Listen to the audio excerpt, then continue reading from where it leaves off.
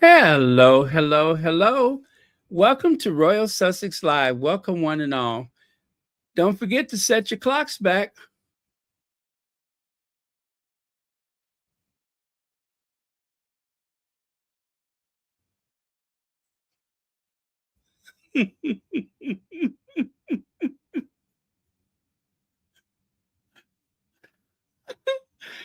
Okay, don't forget.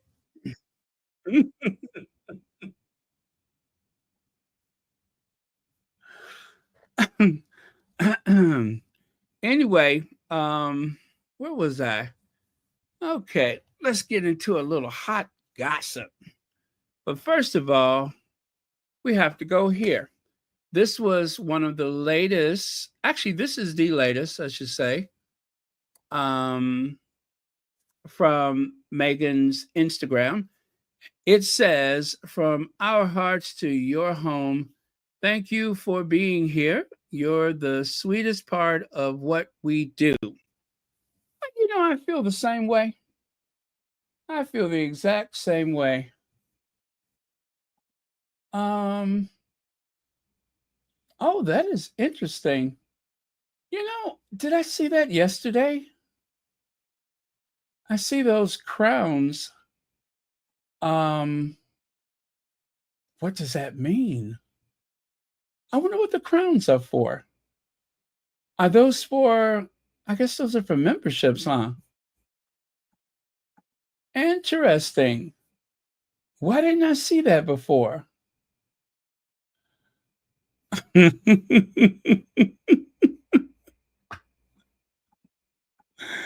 Oh, I don't know if you would want what I'm having. Um, uh, okay. Let's see here. Wow. That's the first time I noticed those crowns.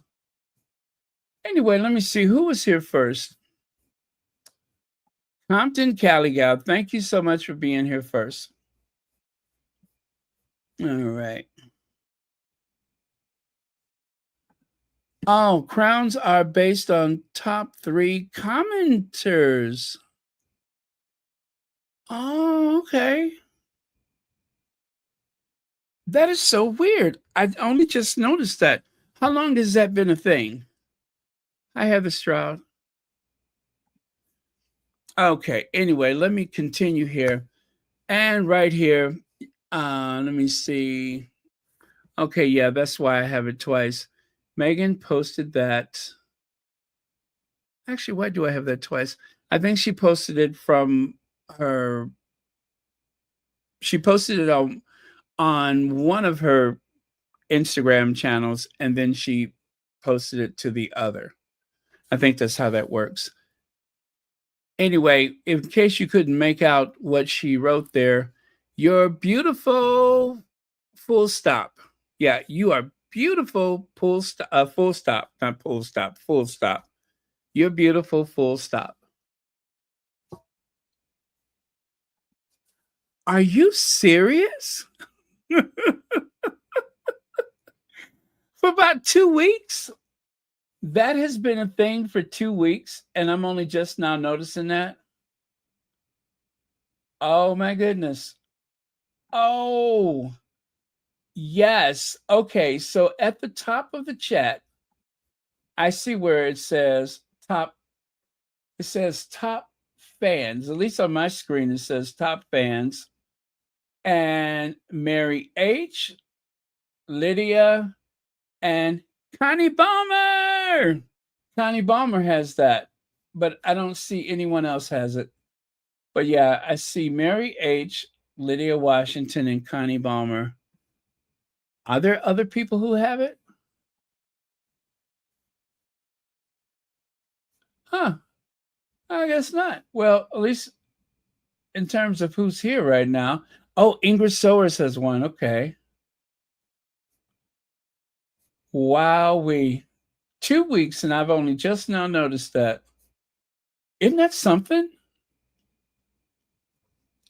And the thing, I'm always the first one to say, well, you never put anything past me. I promise you, I've only just seen that. First time I'm seeing that.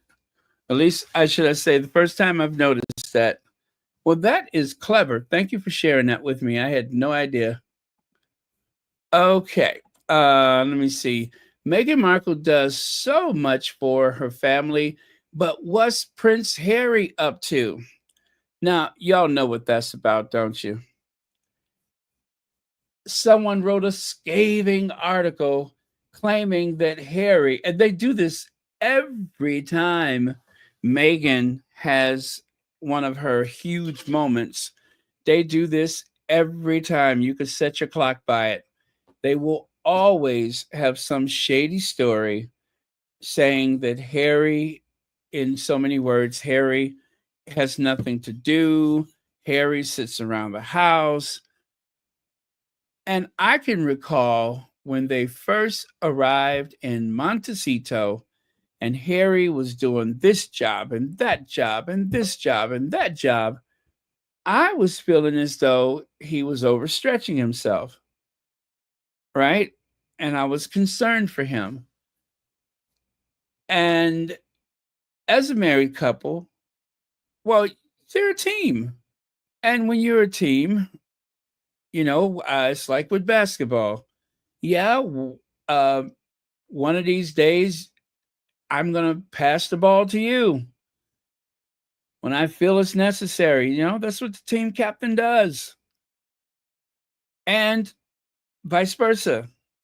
You play to your strengths. So right now, Meghan is doing the big philanthropy, actually the business side of the business. But just think, Harry had the book. He still has other stuff that he's doing, and they don't account for the portfolio. They are invested. They have investments. They never, and I'm glad they don't. You know what? It ain't none of their business anyway. But they know this. They know this. I don't even have to say, but they know. The Sussexes are invested. They have a portfolio of their financial portfolio. They have a company that does sustainable investments, a company who are very well known. I forget the name of it, but they specialize in investing in, I guess, businesses and opportunities that are in alignment with your own alignment or your own philosophy. Like, for instance, avoiding fossil fuels, sustainable, and there's a lot of profitable, sustainable things that you can invest in. That's what they have going on, other than the Netflix deal, the Netflix deal. They have other things going on, and I keep saying, I'll say it again, they have barely tapped the surface of what's available if they decided to go full commercial, or should I say, like an ad campaign, or if they decide to go into the lecture circuit. But they are a very bankable commodity. And Mark Cuban, who we constantly reference, but that's only because what he said really resonates, and that is that they have every possibility of becoming billionaires in their lifetime with careful investment and projects. You have to be very selective, and they have been very selective. But if they were just trying to get rich quick, if they were just trying to impress everyone, then they would probably make huge mistakes. But they have not given into that pressure. They are very deliberate about what they do. So those articles, while they are meant to create clickbait, I find them rather annoying and just plain stupid. They're just plain stupid and insulting. I find them very insulting. Is it Sunday? Now, Margaret, y'all stop playing. Check your daylight saving times. Did y'all set them clocks back or forward?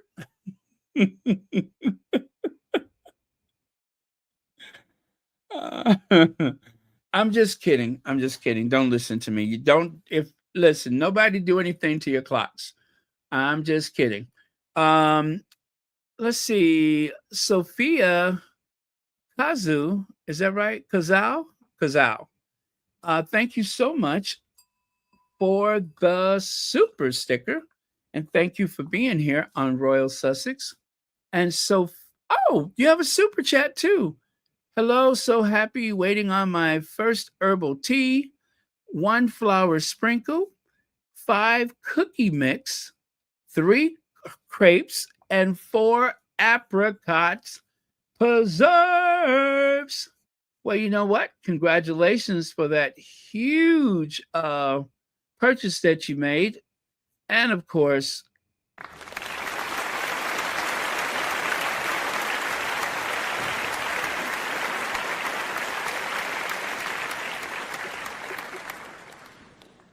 all right. So, with that, you guys, I have it on good authority that um, the raspberry preserve was not available yesterday, but it is coming soon. And I suppose in order to get a large enough batch for sale, and listen, I am just saying what someone shared with me, okay? Um, that it was not available at all. And I can't recall whether anyone was able to purchase it yesterday, but it was said that it was not available. And someone shared that information with me. I don't even want to say how they shared that information with me, but um, I don't know if other people have heard or received any notification about that from anyone. But if that is the case, do not panic. Do not panic. Um, it is coming. It is coming.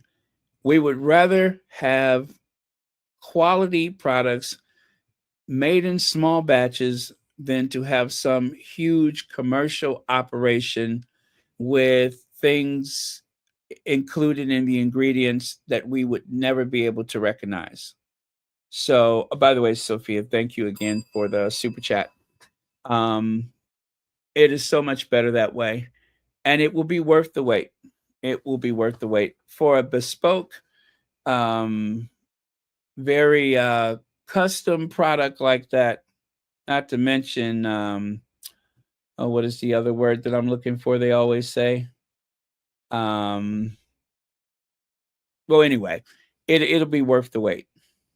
So be cool, and the raspberry is coming. I am sure of it. Okay, Legs did not see it available either. Yeah, so I thought it was because I was a little tardy getting to the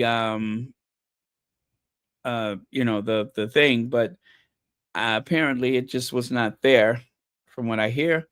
And yeah, so that gives us a chance to work on our shopping technique for next time, I think.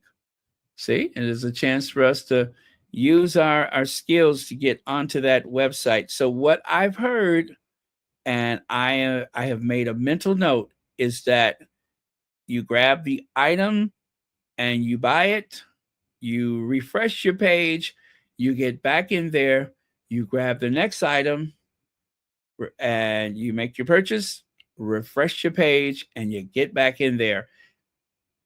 That is what I did this time around. I just, went right back into it, and that worked out.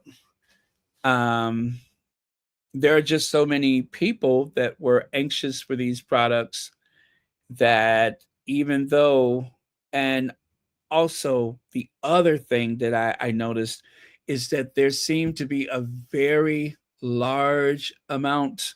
Legs, I think you mentioned that yesterday, that there was such a large amount according to whatever matrix that you saw. And um, so we know there was a lot of product, but there was just a lot of interest. And that's a good thing. That is good for our Duchess.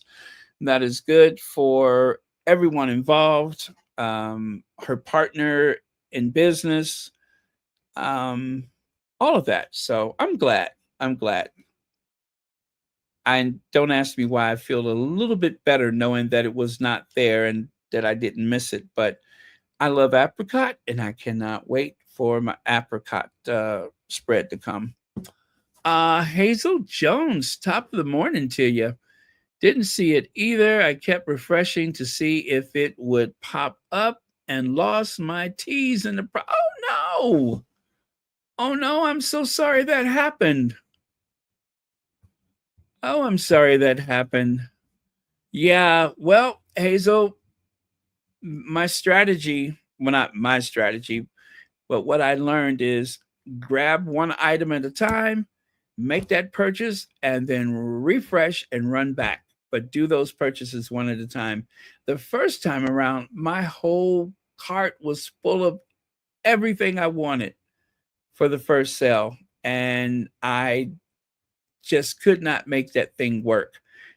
But I was on the iOS, and the iOS was not the best platform. I had to go over to Google, and that helped. So, um, three times the charms, right? That's what they say. The third time is a charm. So I'm looking for it. I am primed and ready. And the next time I am gonna get me that raspberry preserve and everything else that I want. So good luck to us all. Good luck to us all. And as Joyce Myers would say, remember, there is life in the word.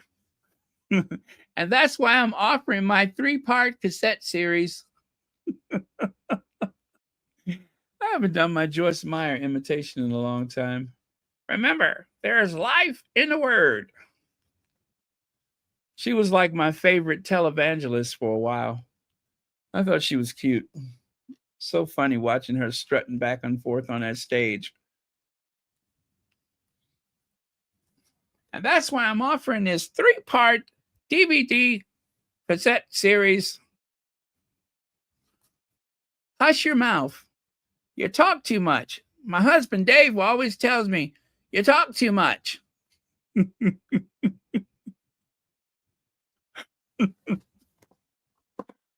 Does she still come on?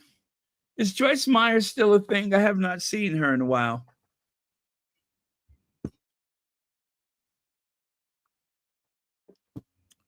Yeah, I have not seen Joyce Myers in a while. I thought she was cute. And remember, there's life in the word. Okay. Where were we? Okay, Meghan Sussex, as ever, sold out of everything again. Everything, every bit of it. According to Feminagra, Meghan Sussex lifestyle brand, as ever, sold out again on June the 20th. The Duchess restocked her seasonal collection with increased inventory and new additions. It still cleared out within 4 hours. So at least we had more stuff available up to 4 hours before everything sold out. Some items, like the orange blossom honey and apricot spread in keepsake packaging, were gone in 10 minutes. 10 minutes.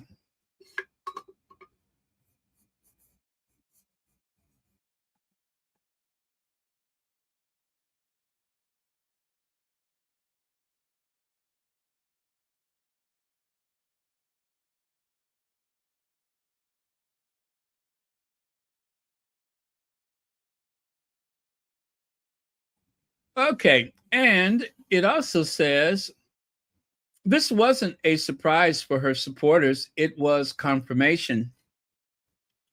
Back in April, Meghan launched as ever with 8 handmade products featured on her Netflix series With Love, Meghan. That debut sold out within 45 minutes. Her ever watchful critics dismissed it as a stunt.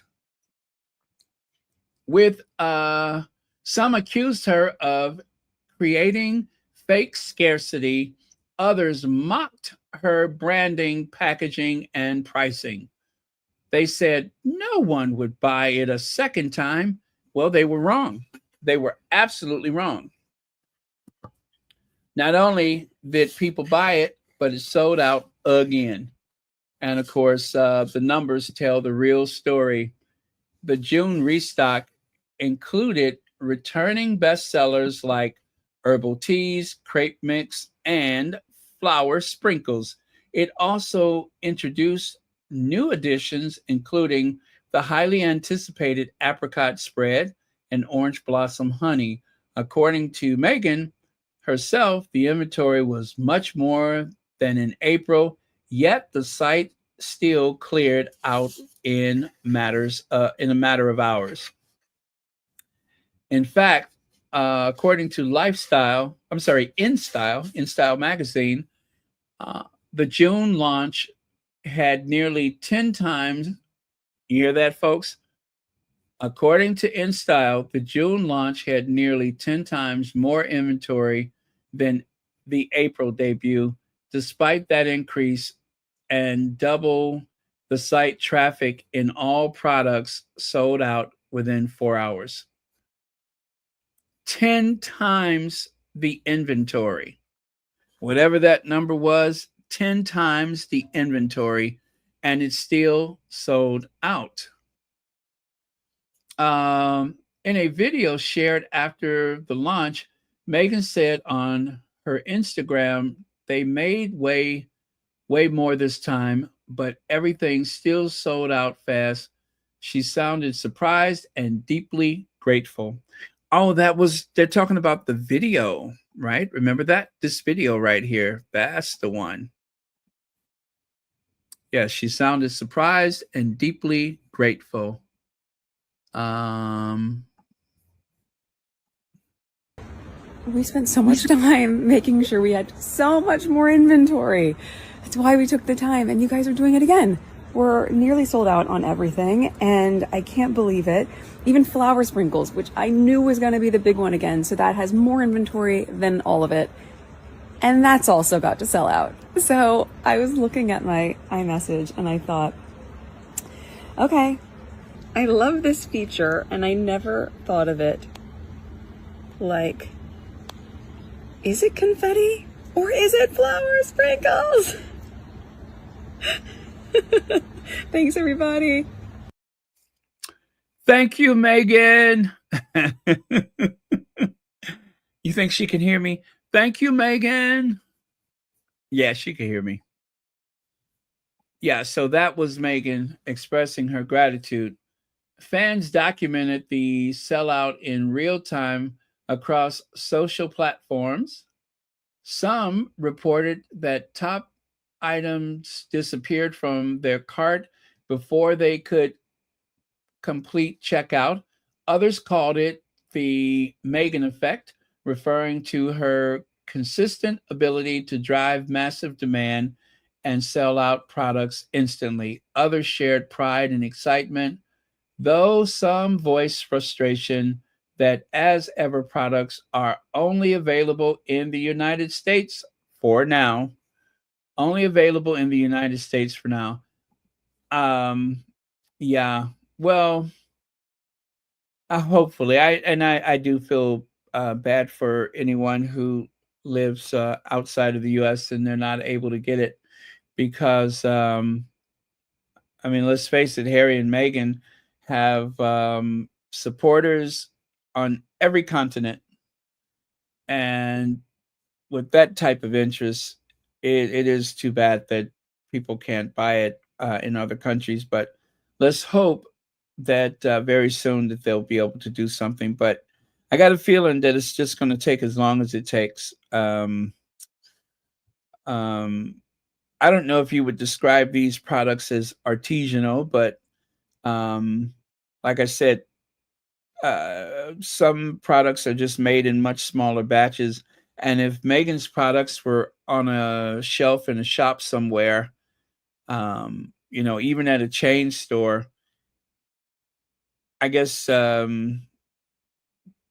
you would see people like queuing up like they're trying to buy those Stanley cups or something like that. But eventually they would still sell out. The shelves would be bare. So I guess it wouldn't make a difference. It continues. It says even skeptics had to acknowledge the sellout, but instead of conceding defeat, some changed tactics. One account accused Meghan of slapping sold out stickers on everything to shutter uh, and shutting down sales. Another called the brands a slow motion surrender, yet its supposed surrender keeps selling out across the US without royal funding or institutional promotion. Yeah, without people like Rebecca English, which, by the way, I got some things to say about Rebecca English. I can't wait to get to it. So let me finish this. Meghan's popularity isn't measured in polls. Polls after polls claim Meghan is unpopular. One even said that Kate Middleton is more popular in the US than Meghan. The media consistently promotes Meghan's favorability rating, hovering around 20%, according to recent surveys from Newsweek, a very biased Rupert Murdoch magazine.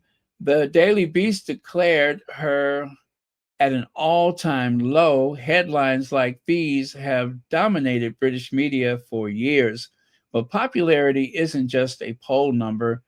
It's not focus groups. It doesn't live in a spreadsheet. Popularity means real connections. Meghan puts in the work. Her passion and authenticity shows through and through. Why people keep buying. Okay.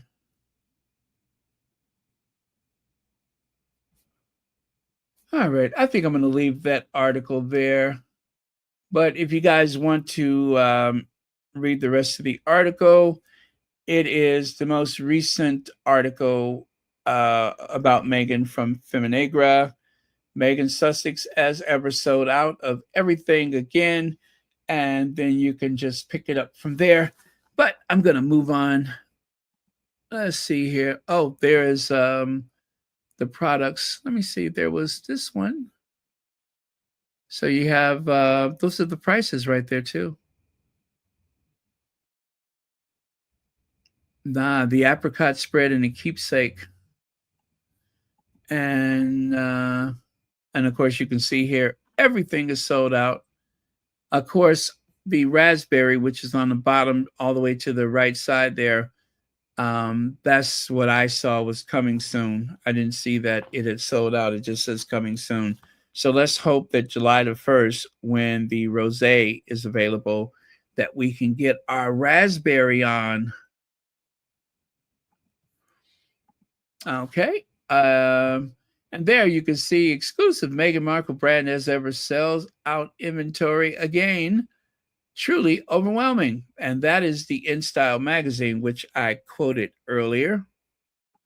And this one right here, breaking news, whatever that is, that's one of those, fly by night news services. I never heard of them before. But all over social media, all over these news magazines online, you'll see time and time again where they mention how the As Ever sold out. So it's definitely very newsworthy. They're talking about it here, there, and everywhere. So that is pretty exciting. Let me see. Hyphen, backed by Harry and Meghan, unique Muslim and Jewish run food bank turns 10.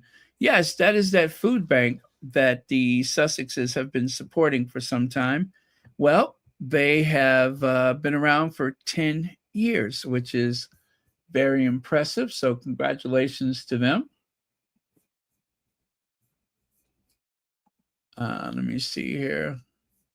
In the shadow of a reform-run council, a partnership between Muslim and Jewish charities gives guests a hot meal, a place to chat, and a brunch. I'm sorry, not a brunch, and a bunch of flowers. You even get a bunch of flowers. That's cool. Oh, it's in the Radford neighborhood of Nottingham. Okay. 10th anniversary. Well, that is very cool. Yeah, I love it when people get along. Lisette says, and by the way, thank you for 23 months membership. Baron, I will have to send you my raspberry strawberry jam because according to my grandson, Noah, it's the best ever. Happy Sunday, everybody. Okay, well, I will look forward to that. Please do. And I hope you do have the business address, but yes, please do. I will look forward to that. And happy Sunday to you too. Thank you again for 23 months membership.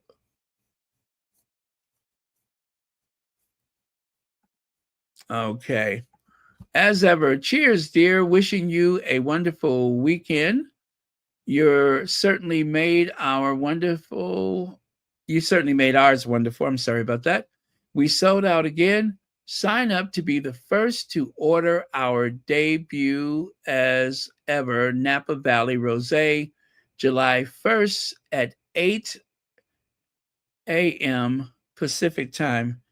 You guys, I'm having a flashback. That is what confused me was that 8 a.m. Pacific time. What time is that? Okay, so if it's 8 a.m. there, is it okay? That would be 10 a.m. for me, right? And I guess 9 a.m. on the East Coast. Oh, that threw me like crazy, you guys. That's why I was late getting to the page. I was so confused by that 8 a.m. Pacific time.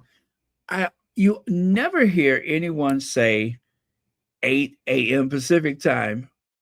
Most things are time for Eastern time or Central time. But that one threw me. That one threw me. I kept confusing it in my mind. So I'm going to have to keep repeating that to myself so I can really internalize it and make sure that I'm not late next time. I only caught on because I saw a photo of the rosé and I'm like, what is that? Oh, is that a new product? Holy moly, I got to get. Yes, all of the pieces started coming together. And I was like, yes, I need to. Oh, that's 11 a.m. Eastern time. Oh, Lord, that is so confusing to me. That is so confusing to me. But I have to get used to it because, listen, as a squatty, my day starts whatever time the Sussex days start. So if the Sussex day starts at 8 a.m. Eastern time, well, then I guess I just need to change my clock. Oh, man. Anyway, it was a scramble getting on there, but I made it.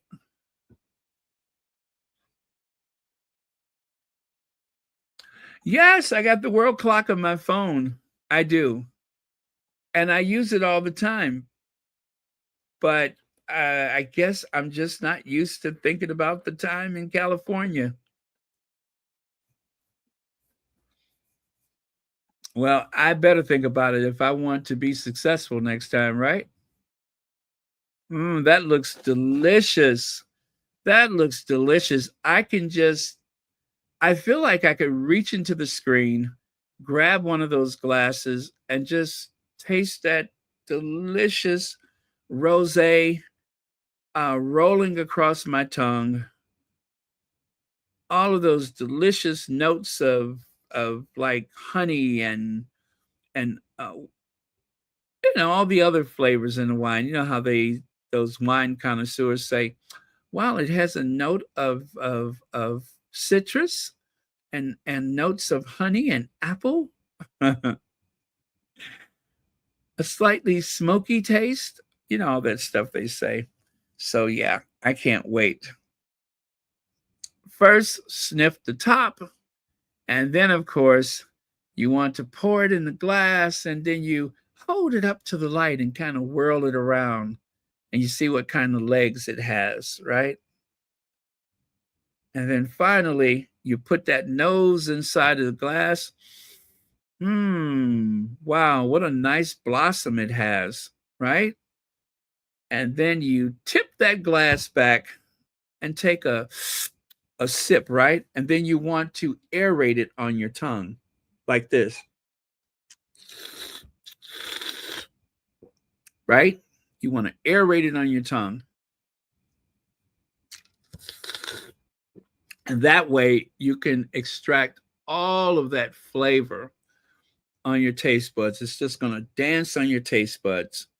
And then finally, you're allowed to swallow it. And then after that, repeat. That is how you're supposed to sample your wine.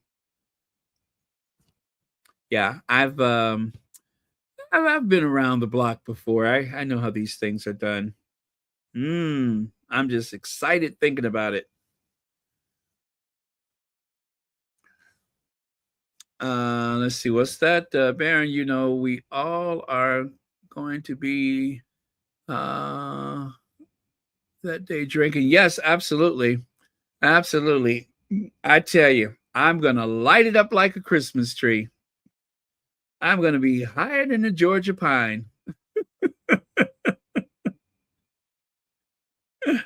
I got to figure out, what do you pair with a rosé? What do you pair with a rosé?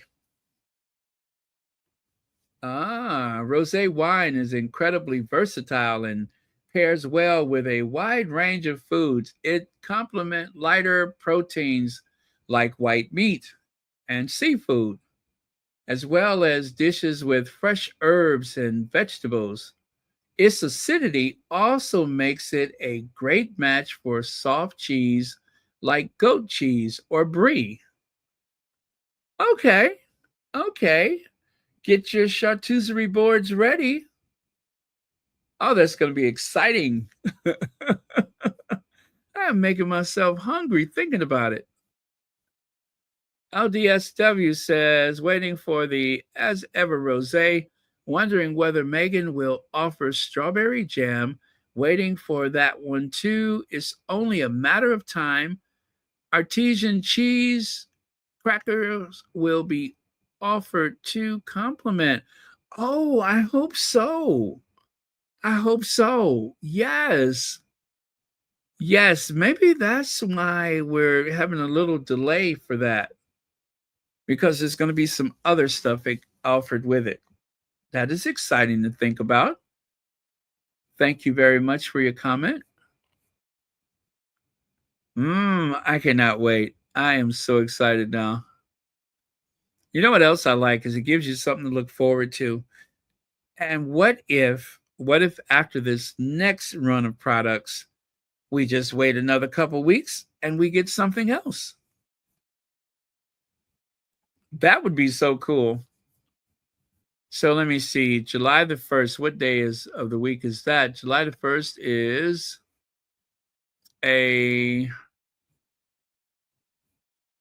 what the heck is the 1st? So it's a Tuesday. It's a Tuesday. Okay. Looking forward to it. July the 1st is a Tuesday. So a week from Tuesday, you guys, I'm going to say that so it seems like it's that much closer. We just need only wait. We need only wait a week from Tuesday, and we will have our rosé orders in. You know, there was this bitter Betty, one of the royal reporters, that was having a meltdown, but I'm going to spare you. He sounded awful. One of the squatties who posts a lot of the stuff so we don't have to engage ourselves, that gives us a chance to see that material without giving them the engagement. Oh, this one reporter, he sounded so down and oh my goodness, it was just like the moaning that came out of his mouth. Give it a rest. He sounded very jealous and bitter. Jealous and bitter. Bitter, bitter, bitter. And somebody needed to say it, somebody needed to say it. Bitter. A bitter, bitter, bitter. Bitter. Bitter. Bitter. Bitter. And somebody needs to say it. Bitter. Bitter, bitter, bitter. Bitter, bitter, bitter. Bitter. What a sour disposition. Duchess Royal, as I live and breathe, top of the morning. I'm so glad you're here. I am so honored. Duchess Royal, please tell me, what do you think about the bitter, bitter, bitter Bettys and the way that they are having a meltdown? You guys, oh, the legendary Duchess Royal is here, aka Glow is here, with those amazing videos that we have to watch 2 times to make sure we don't miss anything. When do we get another video? Oh, I can't wait. I know it's going to be so good. Let's see. Rosé wine sounds light and fresh. I never tasted this type of wine before. I can't say that I've had rosé before. I've had Riesling before, and Chardonnay. Oh, it's a little dry for my taste. But the rosé, I don't think I've had it, but I'm just imagining that it has a very kind of bright taste to it, a very fruity taste, and maybe just not as sweet as the Riesling, which I think is like a German wine. The Riesling, I love the Riesling. It's very sweet, and I don't know. I taste a lot of pear and apple, and you could really taste the grapes, of strong pear, apple, and grape taste in the Riesling. But the rosé, I'm thinking that the taste is going to be a little more subtle and probably has a bit of a rose blossom taste to it. Hence the name, right? But anyway, I'm looking forward to it. And I'm looking at those apricots, and I just feel like something apricot in the rosé. I bet it must have a bit of an apricot taste to it. The funny thing is, as much as I'm talking about wine, I don't think I've had a glass of wine in about 2 years. So I'm going to wait until I get the rosé, and then I am going to get my glass out and have at it. But yeah, it's been a couple of years since I've had any wine, if not longer than that. That's strange. I'm going to have to remedy that. Okay, so Town and Country is talking about Meghan Markle as ever. Brand is back in stock. Women's Wear Daily, which I'm so happy to say was once the place that, what's his name? Andre Leon Talley. That is where he got his start. Actually, he started with Interview magazine and then on to Women's Wear Daily, if I got my timeline correct.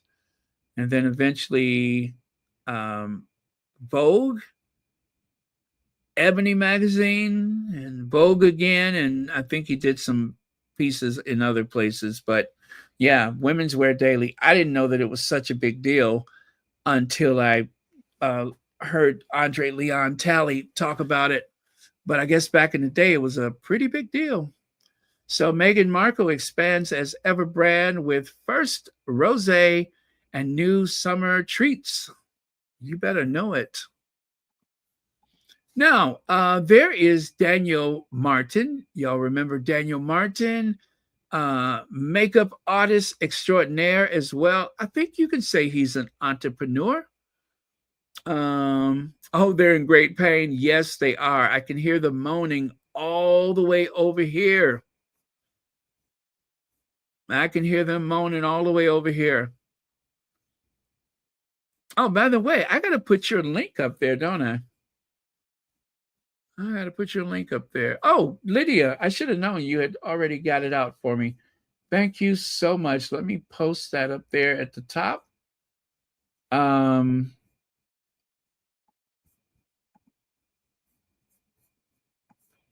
Okay.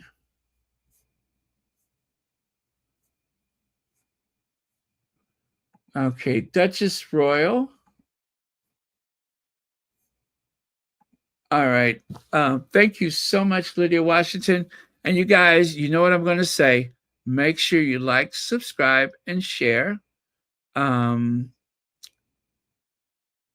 If there's anybody who's put together a well-documented example of what we have been fighting for here at the Sussex Squad, you have to go to Duchess Royal. And what's also important too is that everything is in chronological order. You find from start to finish a timeline of events. And the humor is, what is that you say, the Tamu Queen? I think you were calling Camilla the Tamu Queen, Timu Queen. Every time you say that, I let out a scream. It is hilarious. I love that. Yeah, so it is the whole package. And I look forward to it. It's just like, oh my goodness, is it Christmas in June? There's another video.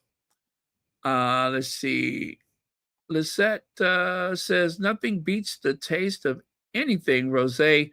My all-time favorite is rosé Prosecco. Is it Prosecco? Really? I never heard of that one. I'm going to have to look for it. And thank you so much for the super chat. And it is definitely a great summer wine. I know that for certain. It just looks like a great summer wine. So I'm excited. I'm going to have my brie ready to go when my when my rosé arrives. That is so cool, though. That is so cool. Meghan's first wine.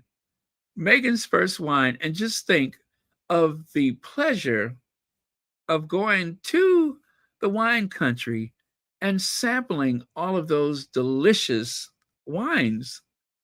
And of course, it's all work related. That is heaven. That is heaven right there. You can go and sample your favorite wines for business purposes. It's work. You could write it off on your taxes. How many glasses of wine have you been able to write off on your taxes in your lifetime? I mean, I'm sure people have those business lunches and such, but yeah. Okay. When I grow up, I want to be just like Meghan. Oh, are you kidding? Well deserved, Duchess Royal. Well deserved. It's amazing the work you do. Freshly painted memorial temple, Charles Spencer. Apparently, they went over and they've done some maintenance to the Temple of Diana. I'm just going to call it the Temple of Diana. This is not the exact burial place. This is actually a folly, if I'm saying that correctly. On the country estates, they have what they call a folly, but this folly happens to be a memorial. It's something like this, very similar on the grounds of Buckingham Palace and quite a few other properties in the UK. And this is the first one that I've ever seen that served as a memorial. But structures like this have been used like a little tea house or just a place to rest on a warm day, enjoy the garden. And I think it is so appropriate on the grounds of, oh gosh, what do they call it? Not Winthorpe. What do they call that place? Althorpe. Althorpe, the ancestral home of the Spencer family, the Althorpe estate. Um, and notice the background. I use some forget-me-nots, uh, Princess Diana's favorite flower. But yeah, so it's going to look great for years to come. Again, I know they have tours available at Althorpe, and you can have a chance to see that up close if you go to the estate. But I think it's very dignified. I like the look of the structure.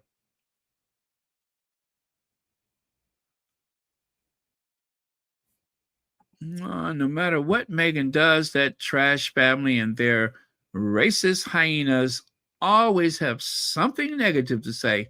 Meghan owes those vile broods of vipers nothing at all. Yeah, I'll say amen to that one. Okay, King Charles teams up with Netflix for a new documentary starring Idris Elba after Prince Harry and Meghan's 80 billion mega deal flopped.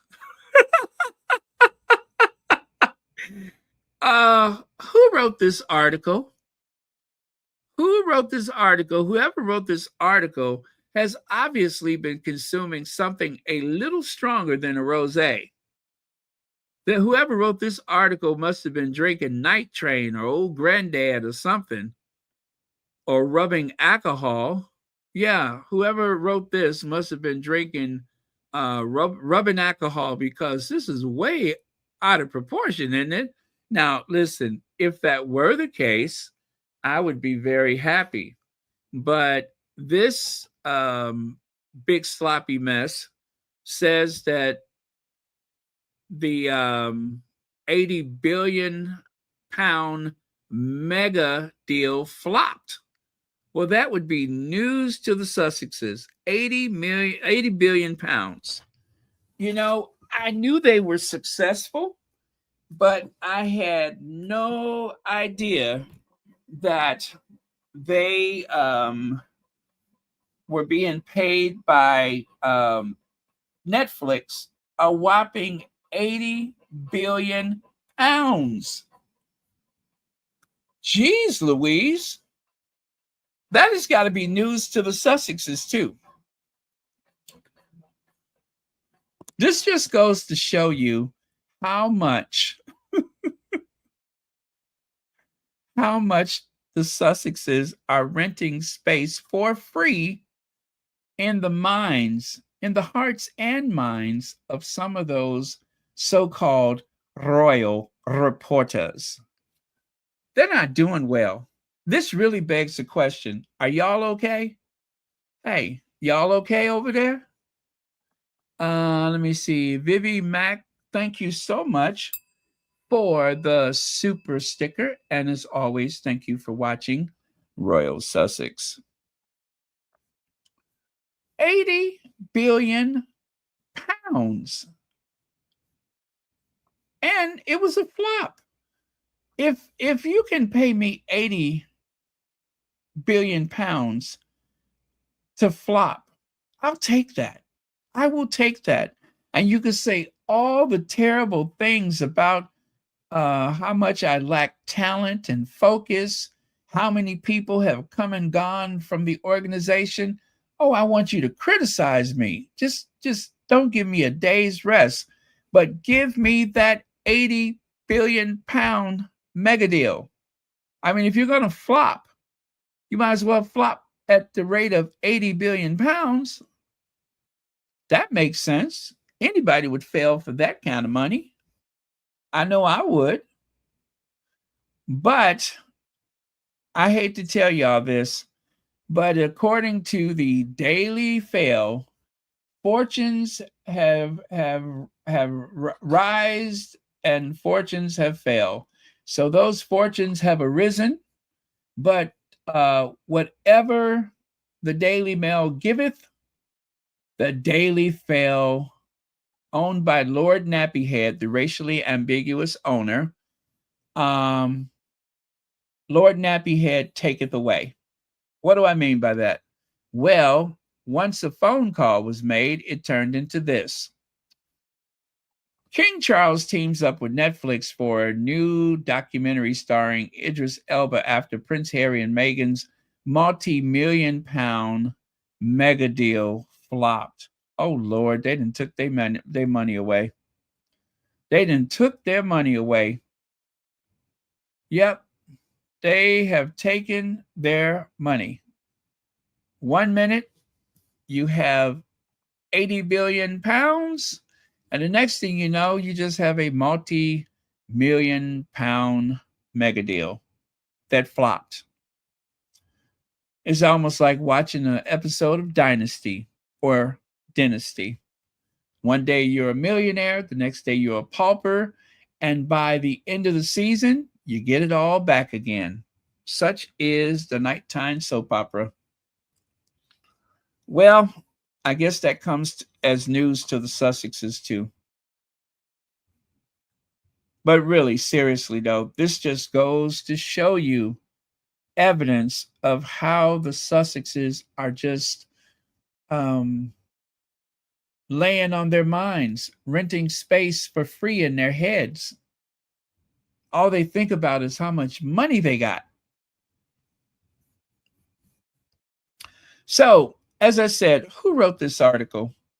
None other than Rebecca English. That's a Rebecca English.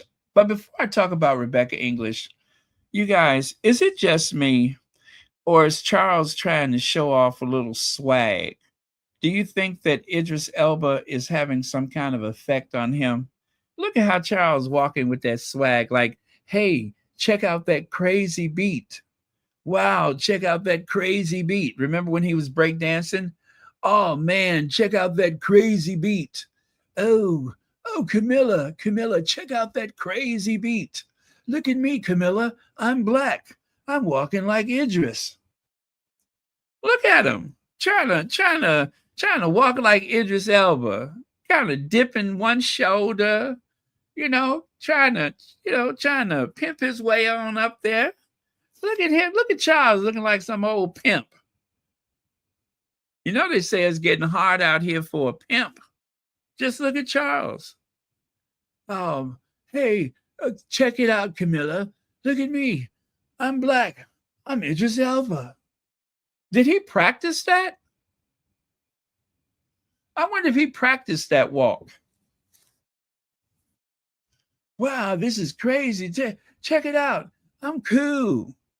Give me 5. I tell you, if there's anything that I've ever have had an appreciation for Charlie Windsor, is his ability to adapt to his surroundings. Just like a what do you call those things? A chameleon, adapting to his surroundings, able to change texture and tone to fit the scene. Now, that being said, I can tell that's an old white dude a mile away. But to Charles, just to humor him, I'm going to be like, is that Idris' brother? I didn't know Idris Elba had a twin brother. Oh my God, that's scary. That's scary. Charles trying to show some swag, trying to be all that.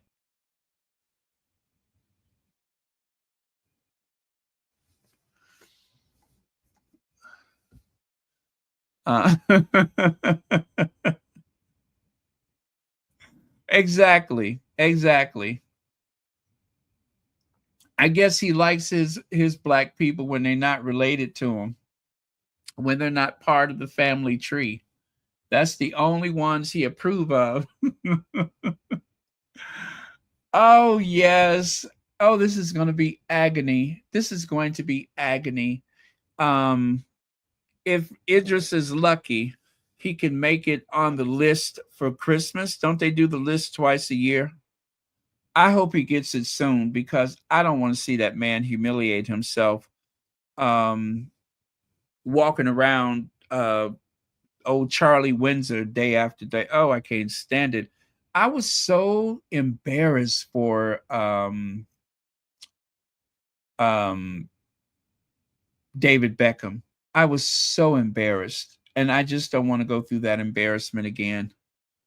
I cannot. I can't. I just can't. I do not want to go through that embarrassment of seeing a grown, successful man literally licking the boots of old Charlie Windsor and Willie Windsor. It's degrading and embarrassing. And I hope that they just hurry up and give him his knighthood and get it over with, so we don't have to see him kissing up to that old toad. Anyway, Rebecca, who stole my Philly cheesesteak English? Rebecca, please stop looking at my arms, Windsor. English. Oh, Rebecca English, the gatekeeper for the royal family. I'm so tired of this broad, I don't know what to do. She gets on my last nerve. She really do. She's always running interference for that family. She's always running block for that family. Anytime that they're afraid that they have lost the message, they go and send for this vicious bowl of Jell-O, and they have her write something to save the day. Well, this time, that thing actually went in front of the camera. You see her, right? She's actually on camera running block for the royal family. In this instance, it is for Kate Middleton. You got to hear this. You got to hear this pathetic, groveling excuse. I want to play it twice. Oh, I cannot believe it. Oh, troops on the ground. Oh. Iran hasn't really asked. Okay, sorry about that. Issued their carriage list as normal, and indeed, as we expected, the Princess of Wales was in it for their husband. But 22 minutes later, I received a message from Kensington Palace to say no, this had been issued in error, and in fact, the Princess of Wales was not going to be here. Now, they assured me straight away that there was nothing to worry about, but this was Ascot issued their carriage list as normal, and indeed, as we expected, the Princess of Wales was in it for their husband. But 22 minutes later, I received a message from Kensington Palace to say no, this had been issued in error, and in fact, the Princess of Wales was not going to be here. Now, they assured me straight away that there was nothing to worry about, but this was... Do you hear that? There was nothing to worry about, and I found out that it was actually issued in error, and 22 minutes, and I'm just like, here we go again. The last minute, Kate Middleton pulled out of the Royal Ascot. This is unprecedented that she would pull out at the last minute.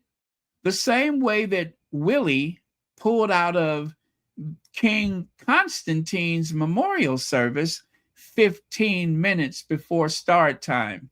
And do recall that they said it had nothing to do with Kate, and it had nothing to do with Thomas Kingston. So SK said Rebecca English isn't a journalist anymore. She's Kensington Palace cleaner. 22 minutes later, I received a message from Kensington Palace. 22 minutes later is what Rebecca English said, to clean up the mess. That's what she really meant to say, to clean up the mess. SK goes on to say, do y'all remember when she said she saw William driving back from hospital? because she had an appointment. She had an appointment too at the same pretend hospital Kate was. The amount of lies these people tell to clean up the mess is just laughable. I felt like I was in the Twilight Zone when I saw this. And by the way, thank you, SK, because I would have totally have missed this. And I would rather see them for who they really are. But I thought Betty Wright, remember? The cleanup woman is a woman who, right? The cleanup woman. Well, I knew Betty Wright was the cleanup woman, not White, but Betty Wright. Soul singer Betty Wright. She had a song back in the 70s called The Cleanup Woman. But in that case, she was actually worried about somebody stealing her man. She called that person the cleanup woman. That's the woman who takes your man from you. Well, this cleanup woman is the one who saves the monarchy, or she thinks she's saving it. I think she's only digging a hole and making it worse for everybody. But yeah, this particular cleanup woman, she's here to run interference for the monarchy.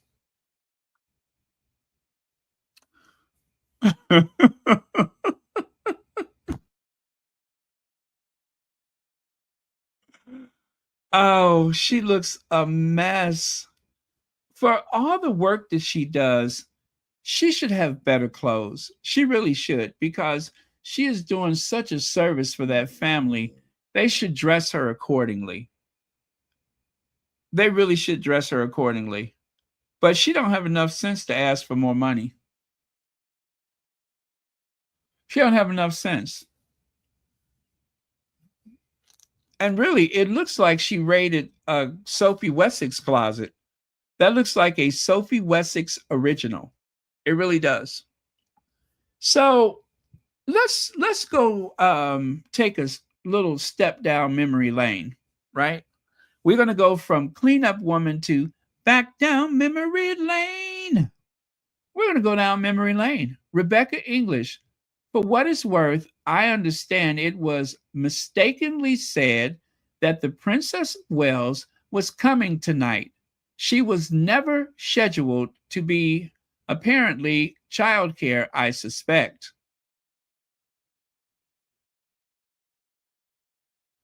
Childcare? Kate could not come to a banquet. Remember this? I believe it was either a banquet. Yeah, I think it was a banquet or a luncheon of some sort, but it was for a state visit. And Kate, or it may have been,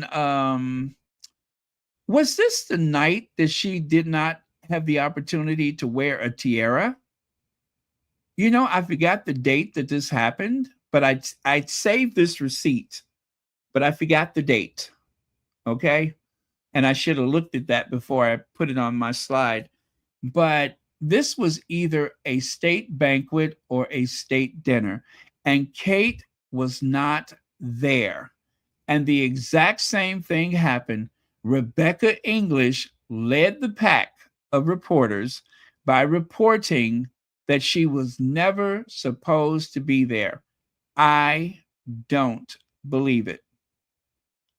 Kate, who is either flying over a cuckoo nest, Kate, who may be away for, how long does those 12 steps usually last?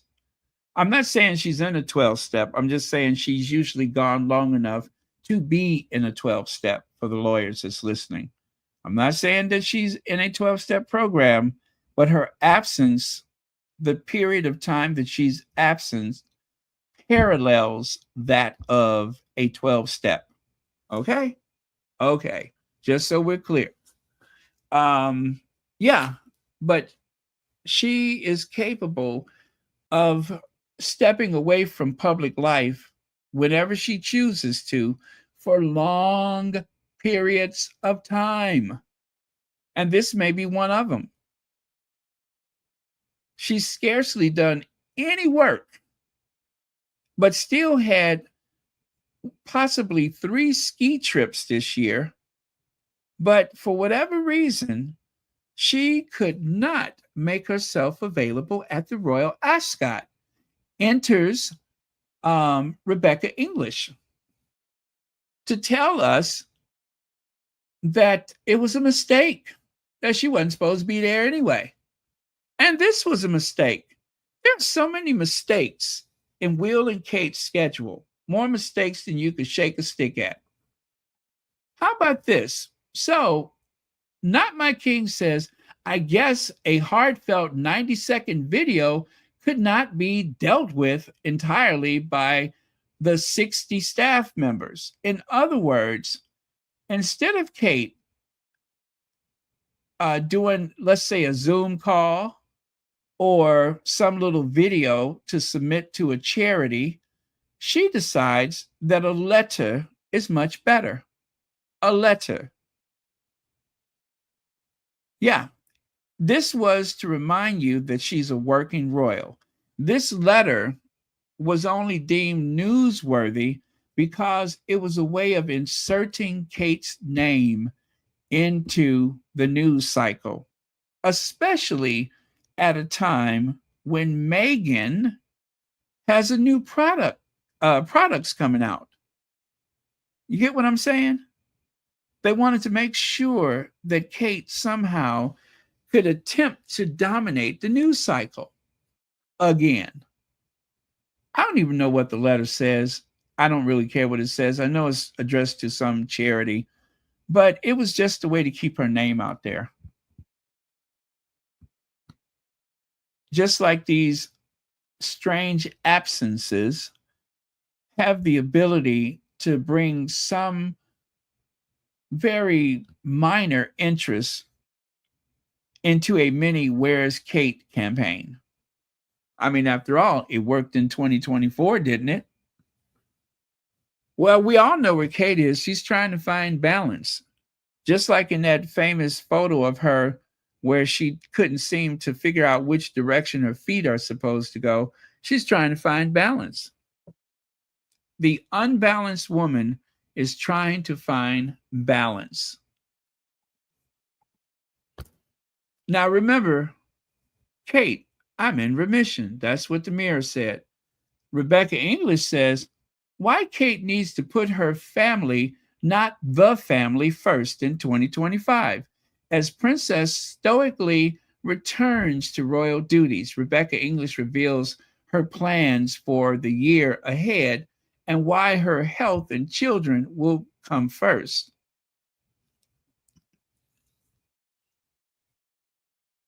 That's an excuse. That is an excuse. And it is insulting to the tens of thousands of working mothers all over the UK who do not have the luxury of going to the doctor and not queuing up like the rest of the public. Scheduling, let's say, the surgery that may or may not happen, for the cancer that may or may not have existed, or the cancer cells that were found present, possibly. Okay? Most people do not have that luxury. That's a luxury.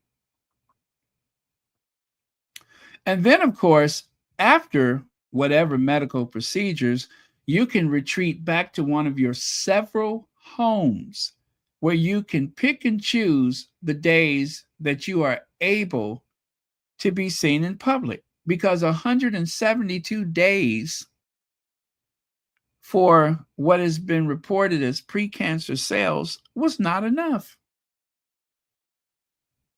Where exactly is the illness? Where exactly is it? We don't know because they wouldn't tell us. They told us enough to get sympathy, but they did not tell us enough that she could serve as a cautionary tale to other people that may be suffering from the same illness, be it physical or mental. Whether that illness is physical or mental. Either way, you can count on Rebecca English to run block for you. Shelly L says, "Hi, Baron. Don't worry about not knowing what is in that letter. Kate didn't know what it was. Kate didn't know what was in it either. Exactly. She don't know. That's something that the staff quickly wrote and pushed it out there for the benefit of keeping her name in the news cycle. Do you know how many letters have been fired off from Kensington Palace to various charities and group on behalf of Kate Middleton? Why is this one newsworthy? Unless it's relinquishing any claim to the role of Princess of Wales or Queen Consort, I'm really not interested. And we all know that's not what's in the letters. So it's a big fat nothing burger. Thank you so much for the super chat. Okay, Rebecca English, why Kate needs to put her. Okay, I did that already. Over here. Now, as she prepares to celebrate her 43rd birthday on Thursday, quietly with family and friends. What friends? Her children start back to school the day before. There will be much for Princess to process as well as to be thankful for. This coddling of a 43-year-old privileged woman is a disservice. This is such a disservice. It's insulting.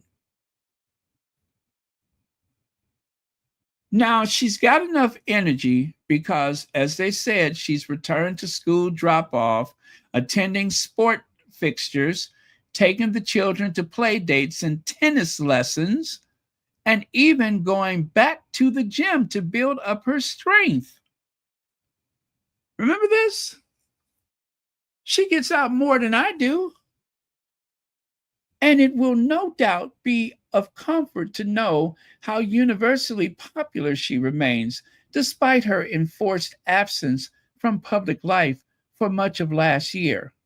Enforced or was it demanded? Did she remove herself from society? This is such nonsense.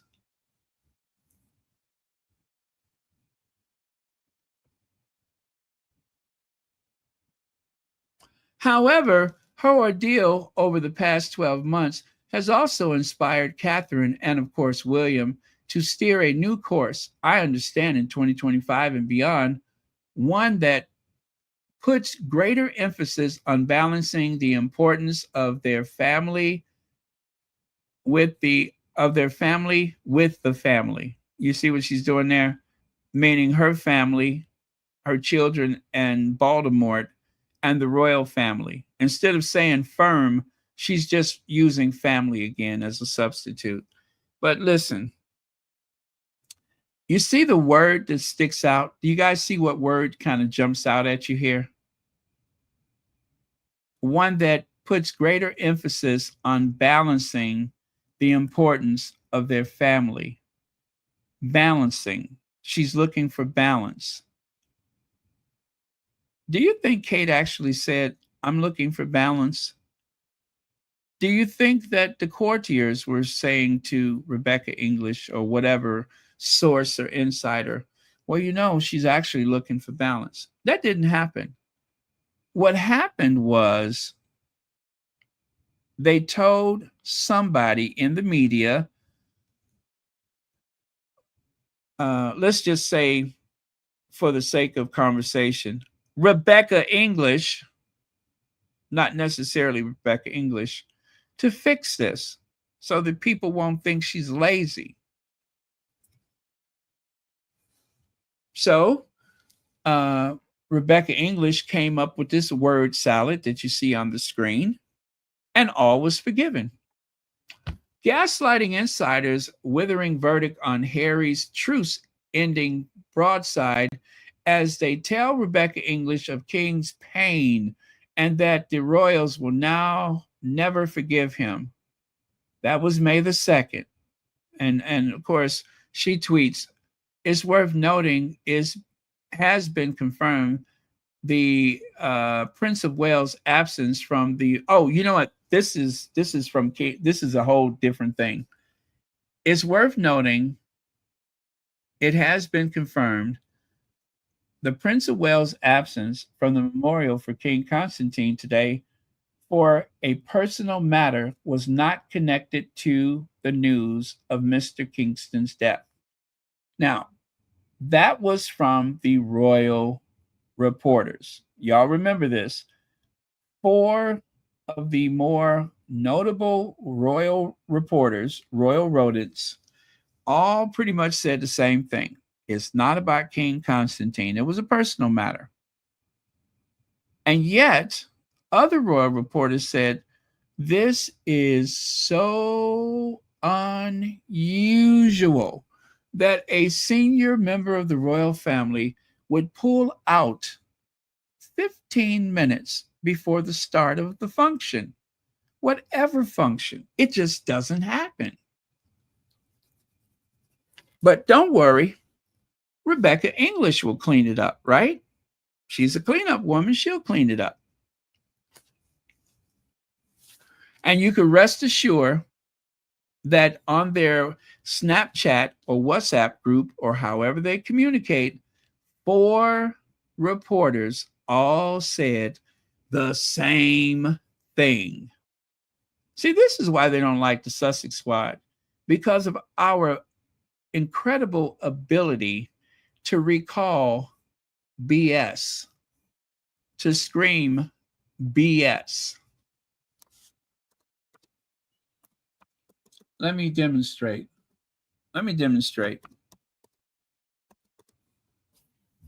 You see this?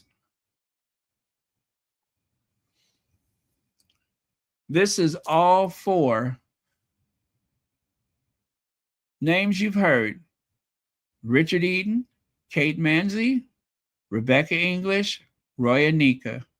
And all of them are explaining William's absence. None of them mentioned Catherine the Great, Lady Macbeth. None of them mentioned her because she was not a factor. The palace assured us that it had nothing to do with Kate's recent health issues, right? And then they just said it was a personal matter.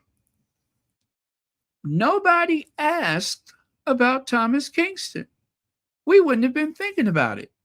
But somebody must have spooked them and said something about Thomas Kingston, or maybe it had something to do with Thomas Kingston, and they felt like they needed to get ahead of it. Maybe someone saw William in a place that he probably should not have been. Maybe William hadn't made it home to, Windsor Castle. Maybe he didn't make it there in time to fulfill his obligation. So somebody had to pull out at the last minute on his behalf.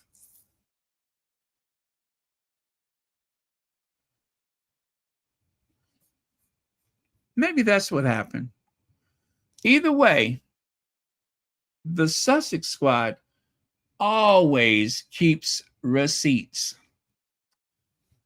Scintillale was Harry's way to prove he was more than a Playboy prince, as I saw when I visited him, but there were clues 10 years ago.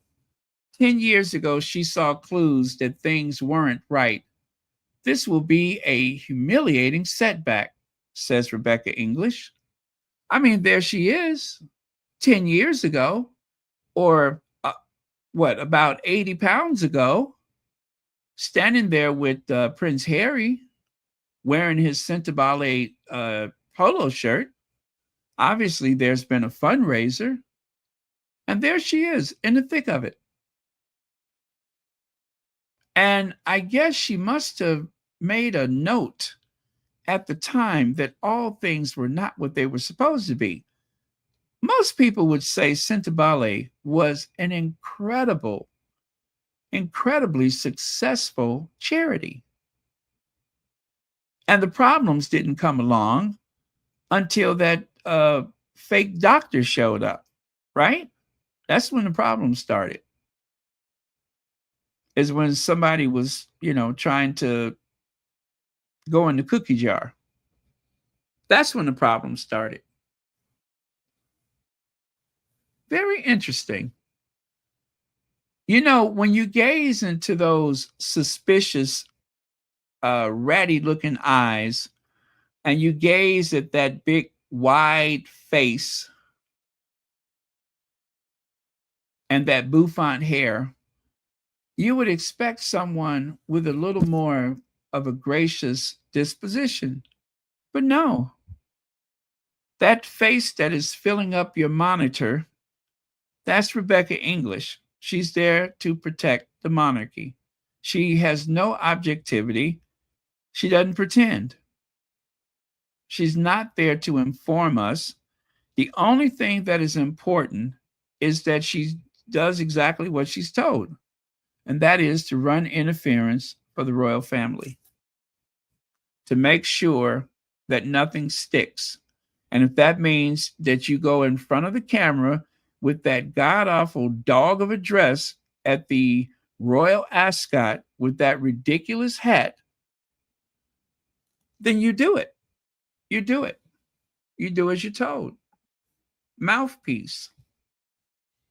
King of rock and roll, Charles reveals very eclectic music taste as he becomes first ever British monarch to record podcasts hailed as a celebration from across the Commonwealth. In other words, he listened to the same music that Black people listen to, right? Reggae, all that stuff. And who's there to report it? Rebecca English. Take a look on the right side. Kate takes school bus for a day out to gallery. Oh, is that another Rebecca English article? The article that shows Kate in the throes of pretending to be Meghan? The only thing that's missing is Kate speaking Spanish, hanging out with the vice president of a sovereign state. That's the only thing that's missing. But school bus, children, identical uniforms, matching neutral toned outfit, check, check, and check. As a matter of fact, the article even goes out of its way. Who is that? Laura, whoever that is, or who wrote that? Anyway, on this page, it goes out of their way. Top secret, a chocolate brown blazer from whatever, a chic polo neck by whoever, and those earrings. Now remember, we're not talking about Kate's clothes anymore. We're talking about the very serious work that she does when she shows up. Hark! William. There's William. Yes, Prince William is thinner and has been showing the strain. I wonder why she wrote that article. Is she listening now? Does she listen to the Sussex squad, who tends to point out every deficit that we have found with those people?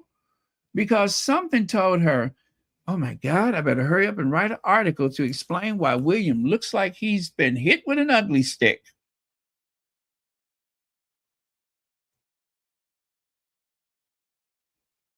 Prince William is thinner and has been showing the strain, but he's in a better place now, and being with him on this trip has been such a joy.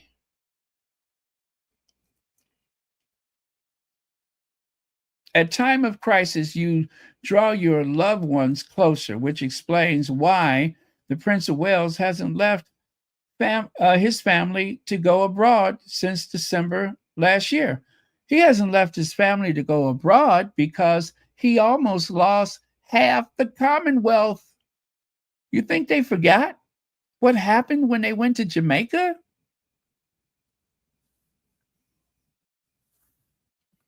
Do you think they forgot the disaster of Will and Kate going to Jamaica?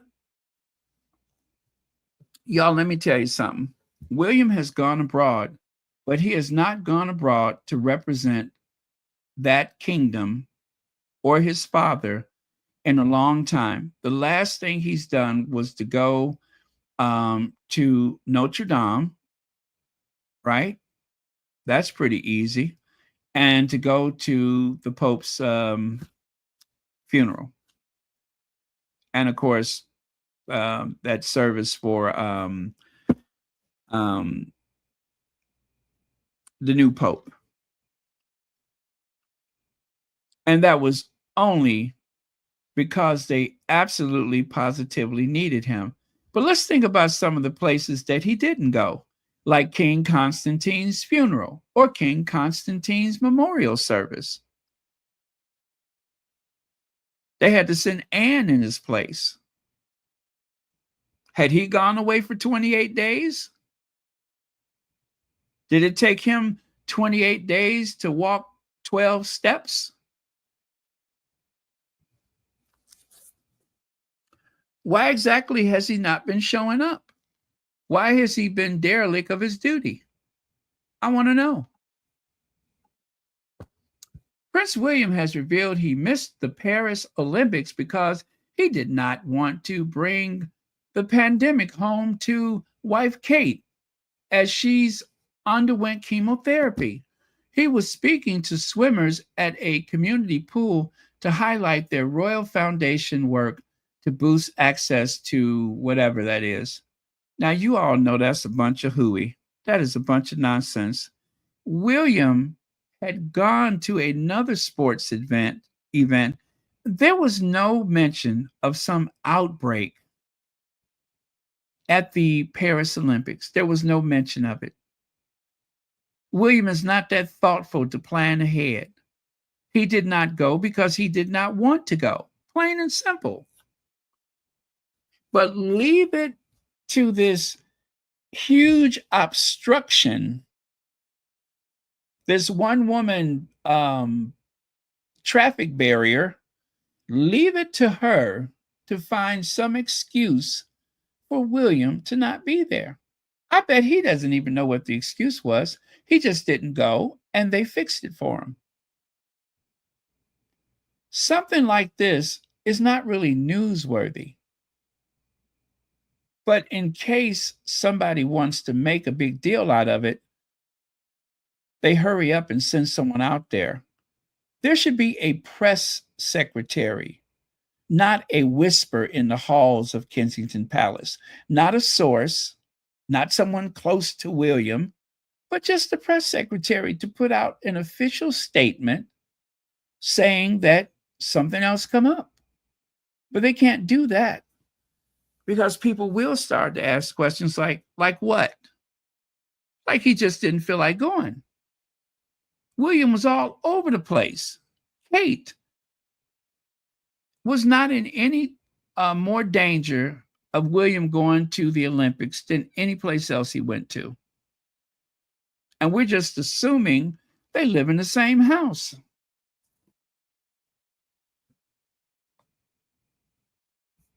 Do you get what I'm saying? So she sat there and just started spewing these words out as though it was factual and true, instead of what it really is, and that is to give cover to William and Kate again.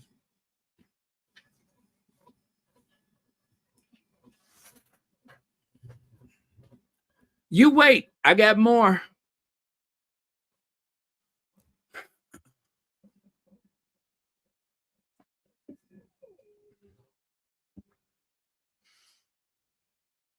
Revenge of the Sussex Survivor Club. This is one of her recent articles. The extraordinary inside story of how a fairy tale turned into a nightmare of traumatized staff by royal editor Rebecca English, who saw so much of it herself. How could she have seen anything? How could she have seen anything if she's so busy feverishly typing out new ways to give cover to Will and Kate? She should have been too busy trying to give cover to notice anything. But let her tell it. She's seen everything.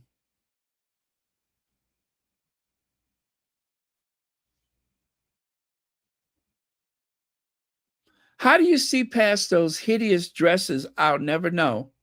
Those dresses are an attack on the optic nerve. I'm sitting here with my eyes closed because I don't want any scar tissue on my cornea. Now take a look on the right side. Cynics are so wrong to call Kate mini-movie contrived. It shows the Wells family as they really live, writes Rebecca English. So you mean to tell me the Wells family really live with a 8-man camera crew, including a producer of television commercials, following them every place they go? That's how they really live? If they take a notion to go to the beach or to walk through the woods or jump on top of a bale of hay, do you mean to tell me an 8-man family crew follows them every place they go? Wouldn't that be odd to the children? Like, Ma, Dad, what is that 8-man camera crew doing here? We just wanted to go to the park. You're just picking us up for school. You're just pretending like we're going to the grocery store or to help homeless people. What are those 8 people with cameras doing here? Leave it to Rebecca English to find some excuse to make it seem normal that there's an 8-man camera crew with boom microphones, slow motion cameras, fisheye lenses, the whole kit and caboodle. So let me say that again. Cynics are so wrong to call Kate's mini-movie contrived. She herself calls it a movie. This is not an iPhone video. This was done with cinematic cameras. It shows the Wellses family as they really live, with a crew of 8 camera people, producers, script writers.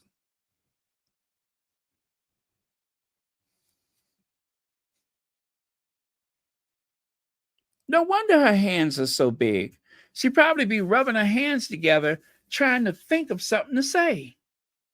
She rubbed her hands together. They almost look like oars, like you could row a boat with those hands. She'd been rubbing them together trying to think of stuff to say.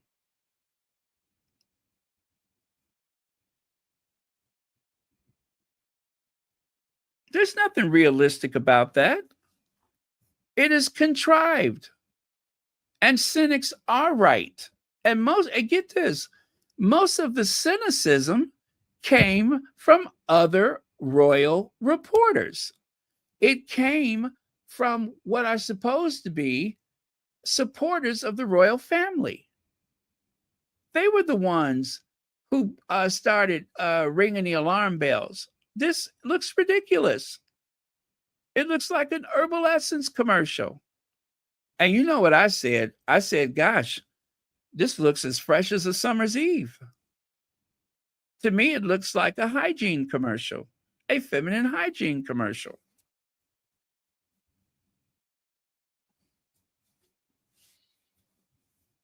Speculation regarding whether Prince William and Prince Harry will be in New York at the same time. This is another good one. Next month, the Prince of Wales isn't going to Earthshot Prize event and had never planned to. I was told this back in July when the event was announced. So what month was that? I think Harry was in New York in September. So by the 29th of August, enters Rebecca English to make sure William doesn't look foolish or afraid of his brother. William didn't want to go to New York and be in Harry's shadow, so they had Rebecca English tweet out some cock and bull story about how William was never going to New York in the first place. even though it was said that he was going to New York. This is what you call gaslighting. Yeah, he was going to New York. And I guess somebody must have whispered in his ear and said, listen, fool, don't go there and be in your brother's shadow. He chickened out. Like a coward, he slithered back into his hole and hid. Harry gave one of the best performances, if you will, for lack of a better word, in his life as a prince. Going from room to room, group to group, doing public speeches, power lunches, and all that stuff he did. The Clinton Foundation. What was the other one? The Centre Ballet. The Travelers. And maybe a couple of other things I forgot. But he was all over the place. And every place he went, everybody's head was whipping around. You hear the whisper. He said, Harry.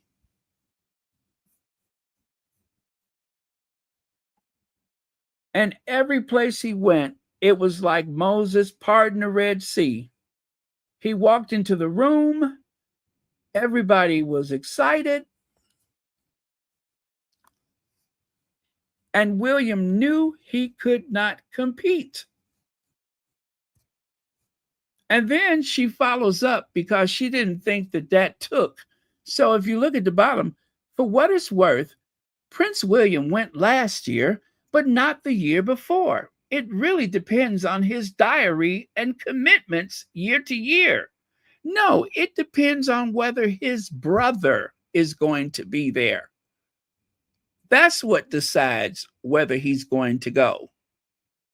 This is Harry's territory.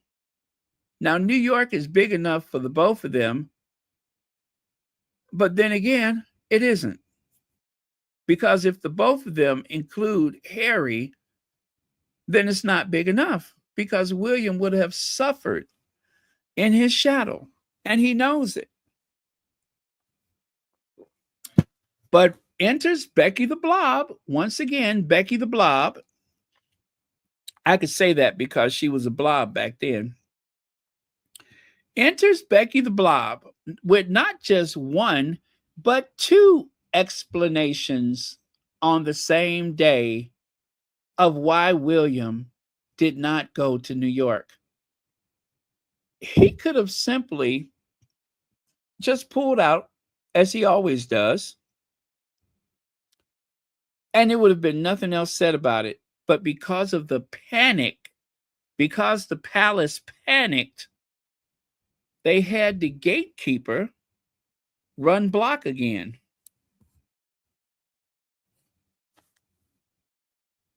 This girl said he was never going in the first place, and y'all know that's not true.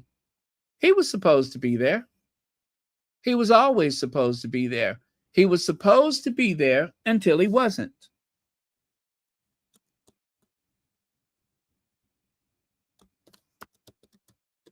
That's what happened. And he was smart to stay home. That was the best place for him because he could have got his feelings hurt. He would have seriously have gotten his feelings hurt.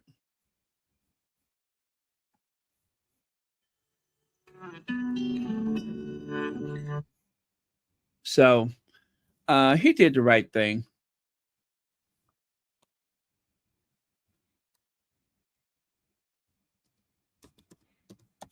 Gosh, I wish I could find that video when Harry walked in that room. Remember the one where he was with the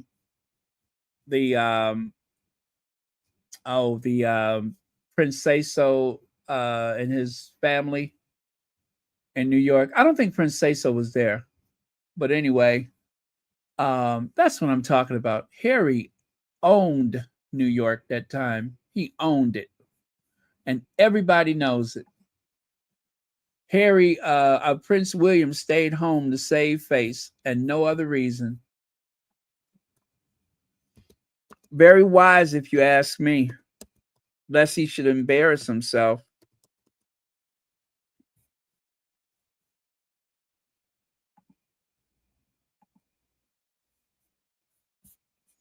Okay. Okay. Yeah, I don't see it. I don't have that handy. I didn't think about it until just now. And I don't remember what the name of the meeting was.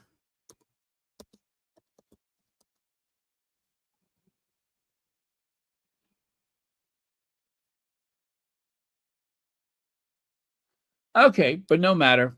Let's continue.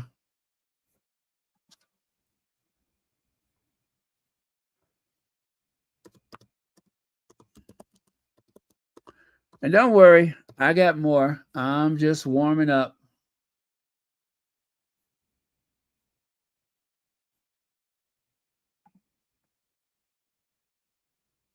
Huh. Let me see if this is it.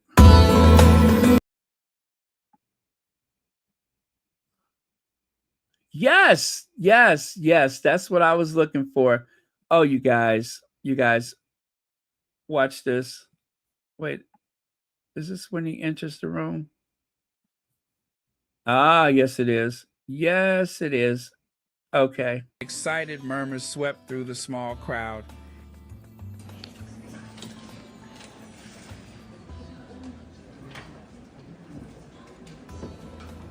Look at everybody holding their phone up. They're trying to sneak and take pictures.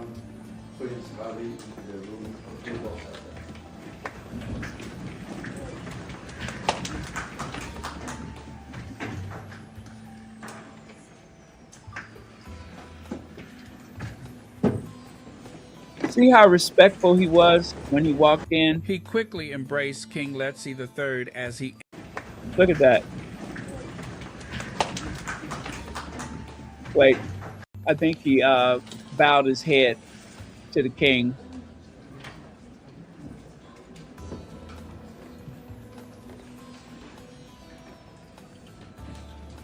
Let us welcome Prince Ali into the room of Middleton.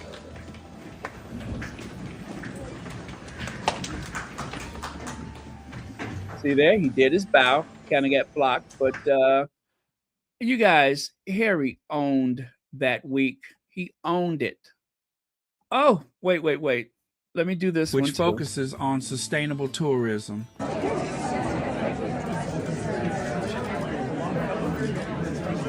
Oh, he looks good.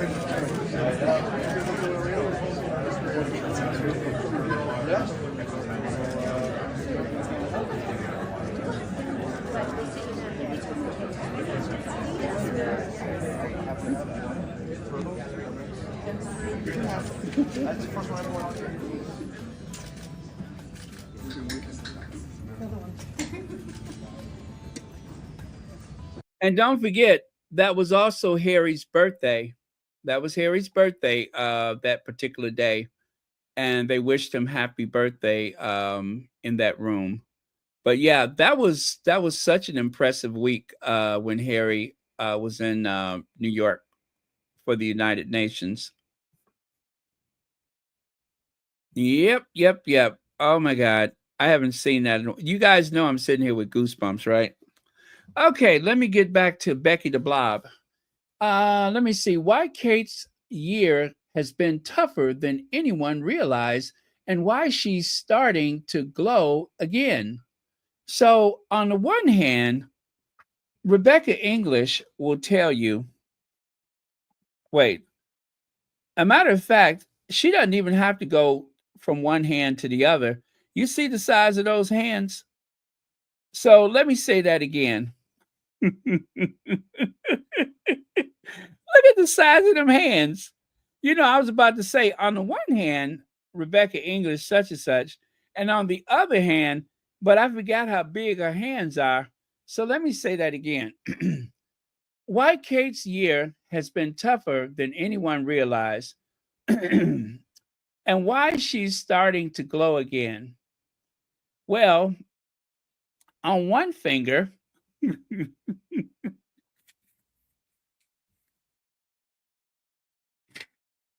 Her hands are too big to go from one hand to the other. We could just stick with fingers. They big enough.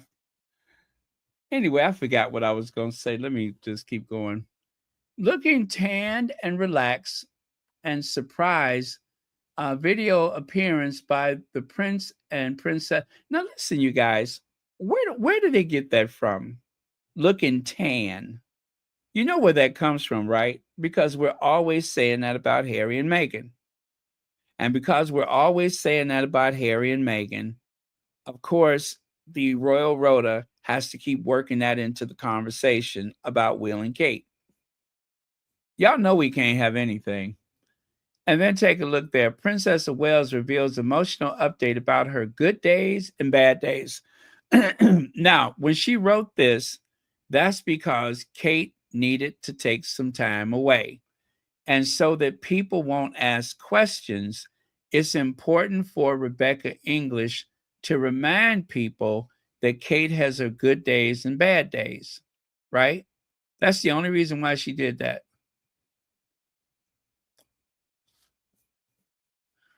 As she confirmed, she will be at Troop in the Color tomorrow in Boost 2 Nation.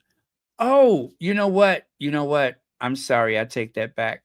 The reason why she's saying good days and bad days is because, remember, they were trying to build up all this suspense about whether Kate was going to show up or not, right? And so they had to give you the idea that Kate may call off, but Kate could not call off, and we know why she couldn't call off. Kate couldn't call off because if she missed Troop in the Colors, then I think that Charles would have been furious and a lot of questions would be asked because, well, y'all know already, Kate doesn't give a damn about Troop in the Colors. Kate has to go to Wimbledon. And if she doesn't go to Wimbledon, if she doesn't go to Troop in the Color, then it is very difficult to justify her appearance at Wimbledon. So that is mandatory. That is mandatory. She has to do one so she could do the other. And the reason why she didn't go to the Royal Ascot is because she was being fitted for her outfit for Troop in the Color. For for Wimbledon. She went out shopping for her Wimbledon outfit. I have all kind of inside sources, people close to the royal family. Also, from time to time, I see William driving down the street, him going to his appointment, me going to mine. That's how I figure stuff out, because William and I, we are constantly seen in the same community. It could happen.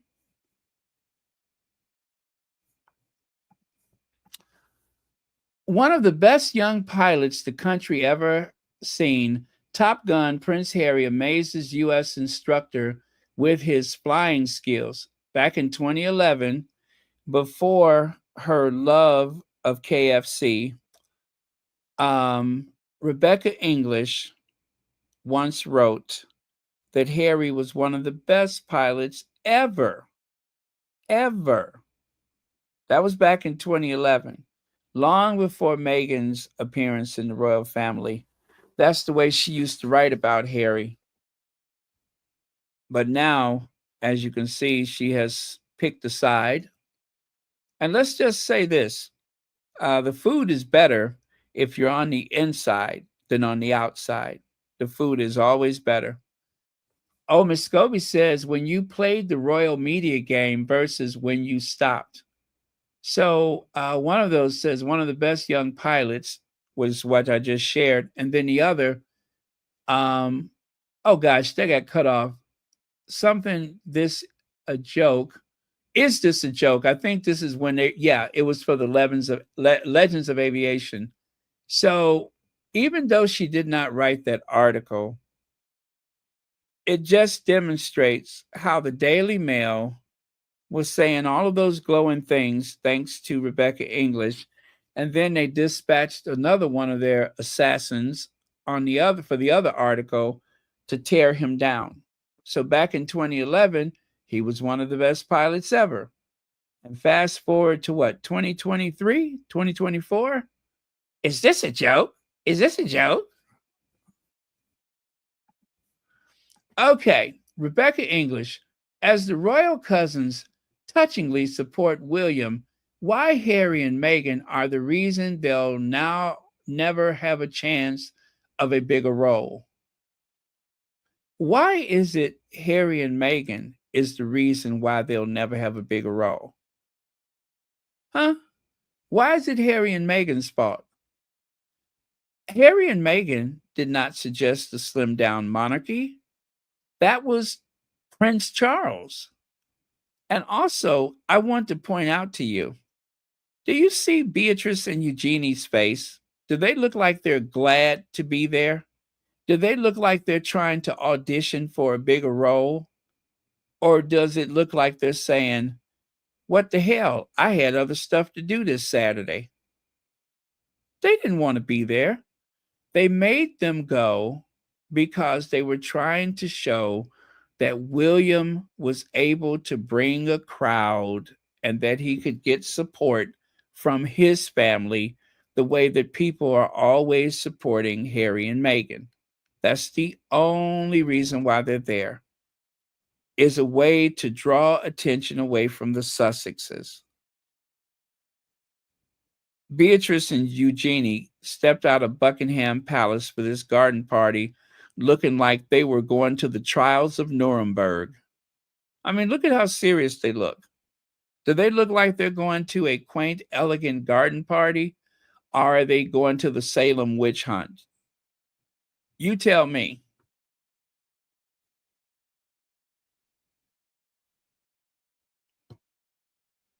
I mean, seriously, they look like they're in some type of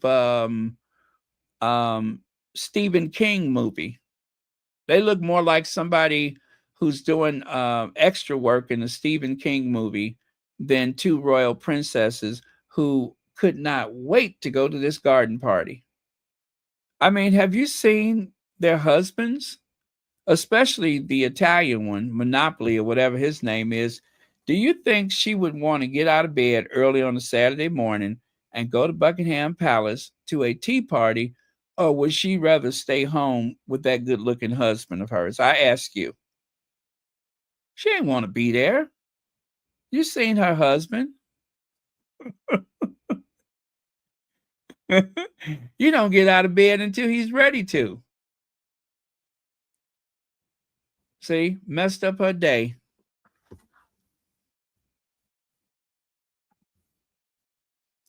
Rebecca English. Oh, you guys, this is a good one. This is a good one. Though William's appearance today was welcome, you could see small signs of the toll recent months have taken on him. This is why we shouldn't expect a return to full duties anytime soon. The reason why we see this is because this is that one where we found out that he was there because a professional camera crew, a videographer, and a still camera photographer, both of them were there. And yet Rebecca English tried to gaslight us into believing that they were surprised that he showed up. There was no surprise. It was arranged. As a matter of fact, if I recall, one of the people at the charity was wearing a t-shirt. I think it was a Princess Diana t-shirt. They just happened to wear the t-shirt that complimented the visit. And yet Rebecca English, I don't have the the Twitter post available, but Rebecca English tried to convince us that this was a surprise visit and that everybody was so delighted to see Prince William, but yet there was a videographer and a photographer who just happened to be there. But Rebecca English tried to convince us that they were called later or something. This was all arranged. I don't know how they expect people to believe that these things happened by chance. That William was just sitting up there one day and thought, gee, I should go down there to that kitchen and volunteer. Who cares if there's no cameras around to see it?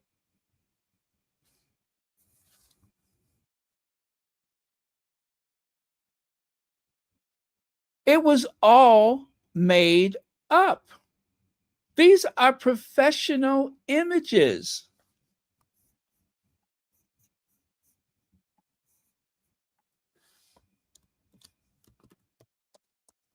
Like, look at Bruh Man right there. Look at Bruh Man. Do you see how annoyed he is that William is in his kitchen? Do you see the look of annoyed on his face? But this was not a surprise. This was planned. As a matter of fact, let me see here. Let me do something here.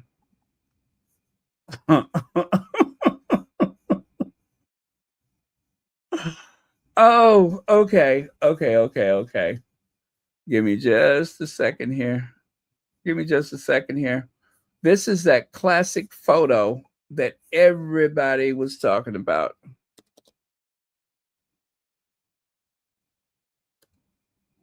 Oh gosh, what was the date? Let me see. I got to get the date. April 18th, 2024. Got it.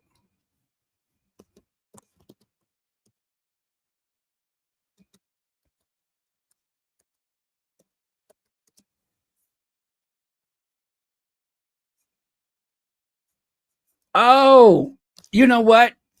The reason why he was there is because Harry was at that Sentabale event. That is why William is there.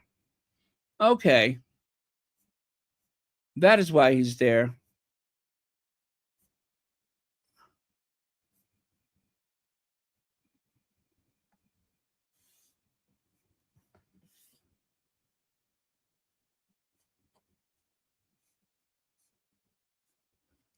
Yeah, and they said that Prince William was handed a get well card. They just happened to have a get well card on that particular day. Oh man. Let me see here.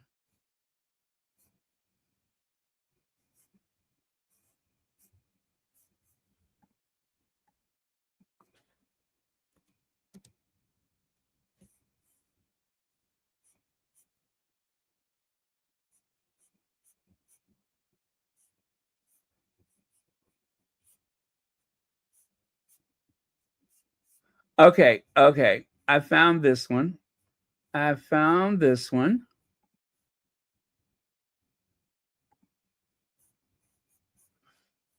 Look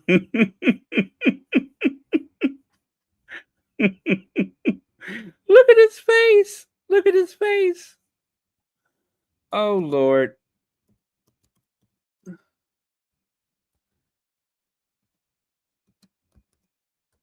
They totally exploited this man. Y'all know that, don't you? They exploited him as they have exploited so many Black people when they are going out for these photo ops.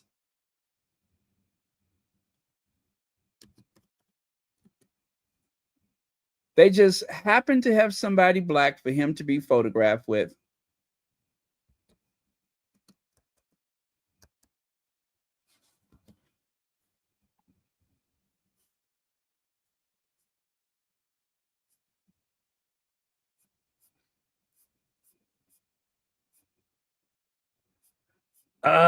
Okay, I cannot find it, but there is one. There is at least one photo, and you could see the camera crew in the photo for this surprise visit. I tell you what, he got lucky because I cannot find it. He lucky I can't find it.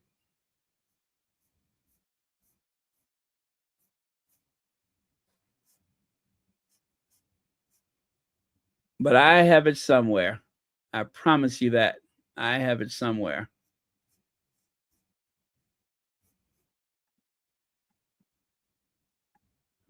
Oh well, no matter. Let me move on.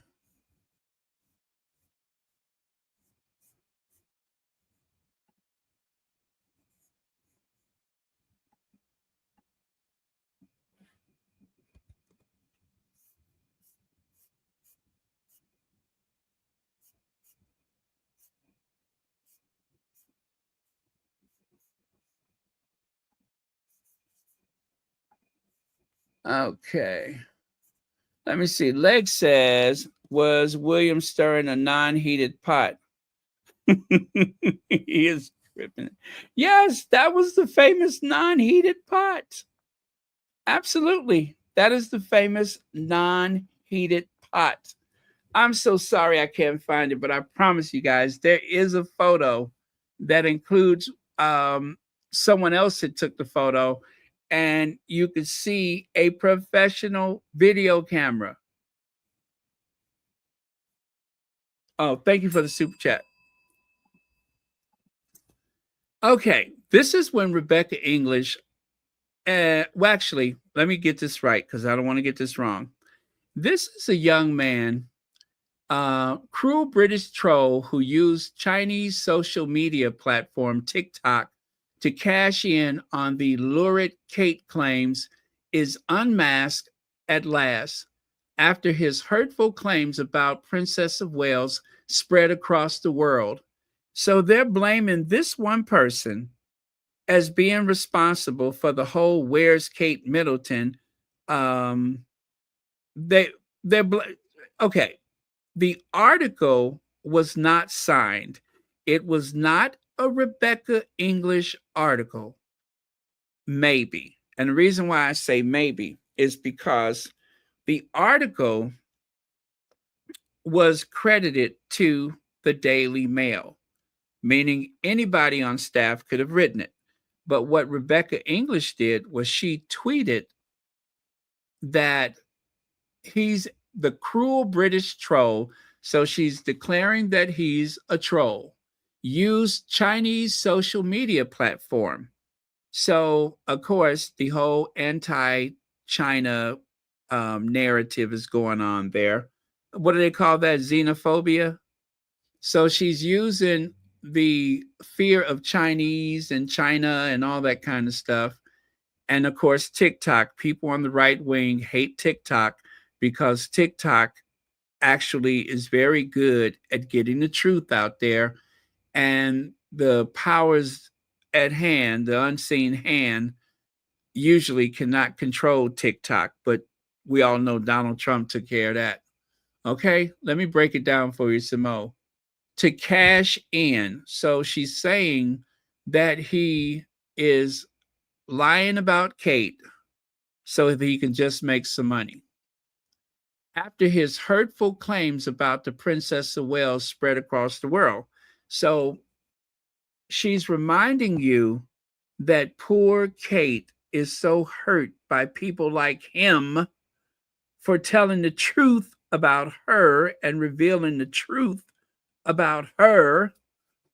It's just so loaded, that whole vitriolic tweet that she has written, full of venom and poison, the way it was written, so that she can protect Kate Middleton.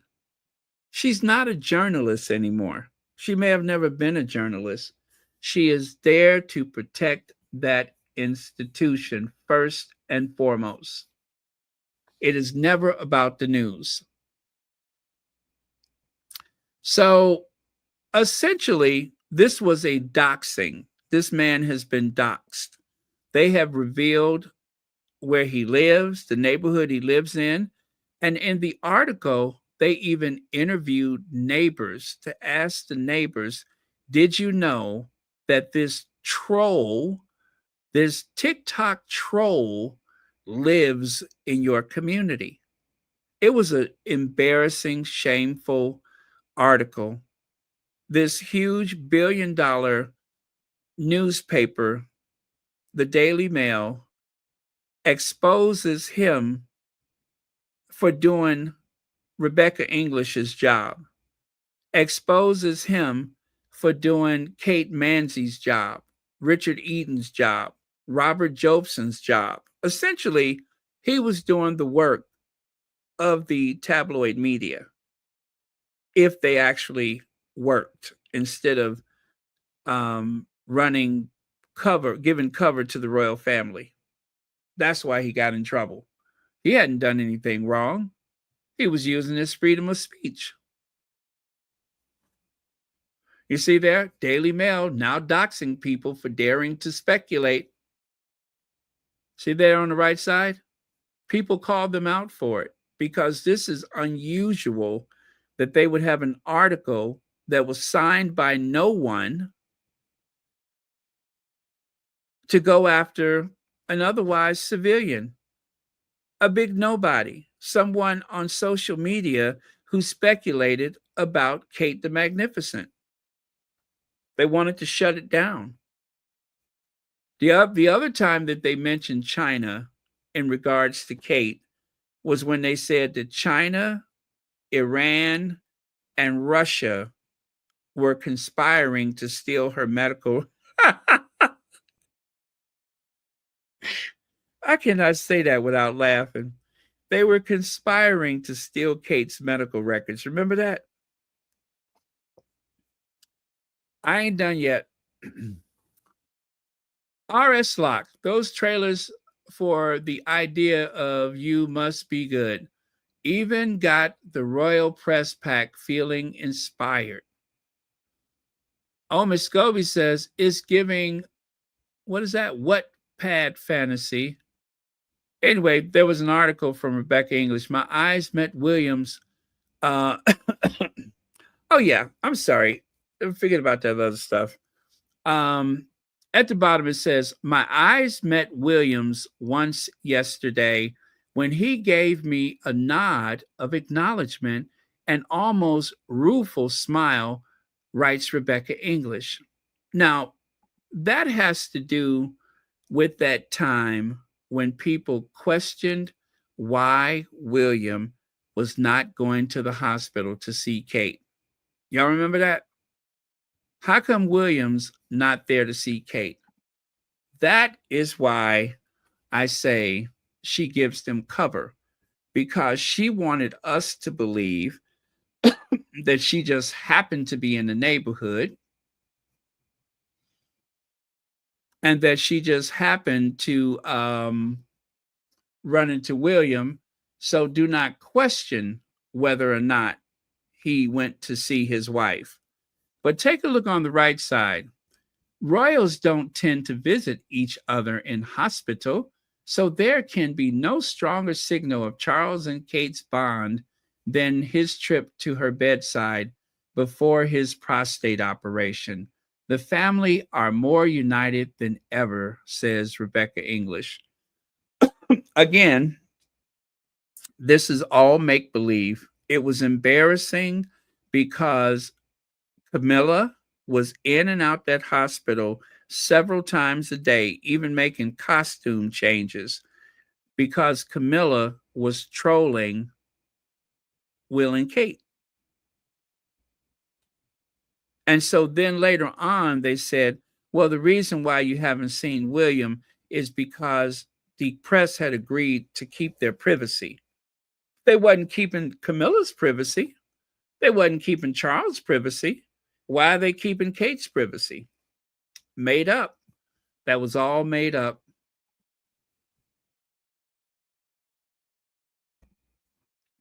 William will continue to prioritize Kate Middleton and his children's welfare ahead of his full-time royal duties after deciding to clear his diary to support his wife while she's recovering from surgery. In other words, Kate's not working and I'm not working either. End of. That's all that was. There was no reason why William could not continue to work. Philip and Queen Elizabeth never stopped working because the other was sick or in the hospital. This is something new that William and Kate has come up with. When Charles was under the weather, Camilla continued to work. When Camilla was under the weather, Charles continued to work. And they're in their 70s. I cry BS. This joyous Mother's Day snap was meant to be the reassurance we all needed, but has it backfired? Yes, it is the Franken photo, and it has backfired. And that was not a photo from Kate Middleton. That was something that somebody at the palace slapped together, probably went into her computer and took it off her computer, slapped it together, and gave it to the world. Huge mistake, stupid, and it exposed the whole family as liars.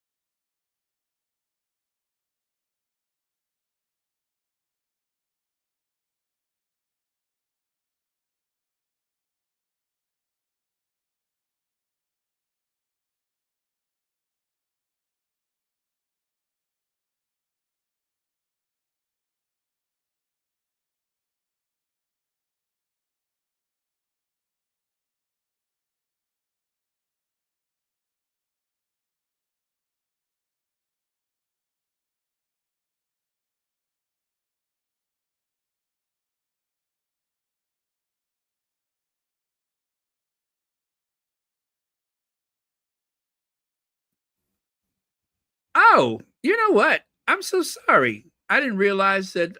Sorry about that. And I'm just sitting here talking.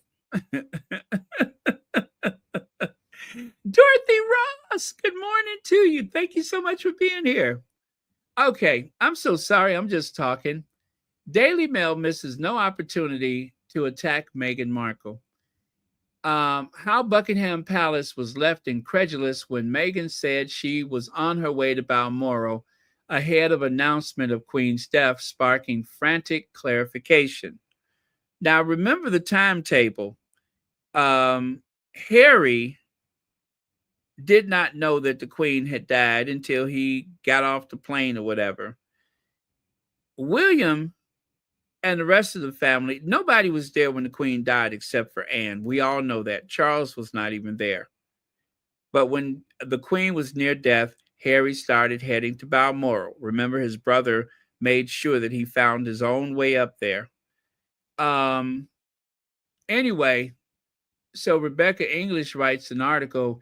Incredulous palace staff learned Meghan wanted to travel to Balmoral with Harry via the media, triggering a furious half hour when matters came to a head before the Sussexes clarified the Duke would make the journey alone, reveals Rebecca English. Well, Rebecca English found out because the palace told her.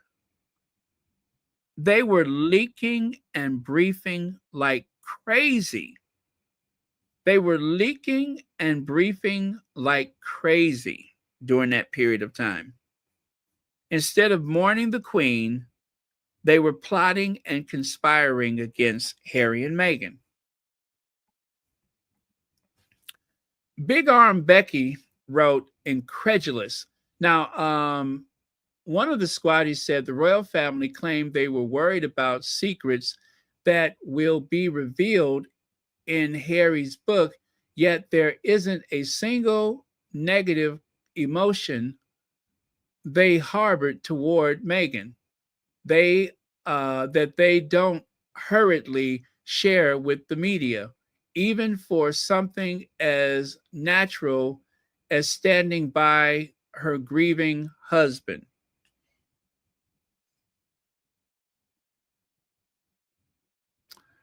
And of course, that is that Kate leaked to the media. Kate was seen going on a school run. Kate does not do school runs, but she was seen on a school run because she was trying to make herself central to the story. She wanted to remind people that she put her duty as a mother above traveling to Balmoral to be with the family and the Queen's passing or whatever. So all of that was a little media hijinks. That was just a bit of clever PR from the palace on the heels of Queen Elizabeth's death. And of course, that's another article from Rebecca English, who just happened to hear it from someone who knew somebody who was cleaning out the toilet and overheard one of the courtiers when they flushed the urinal. Anyway, y'all know how that happened. It was totally made up. Say it again. Bleach blonde, bad built, big bodied Becky. Bleach blonde, bad built, big bodied Becky. Bleach blonde, bad built, big body Becky.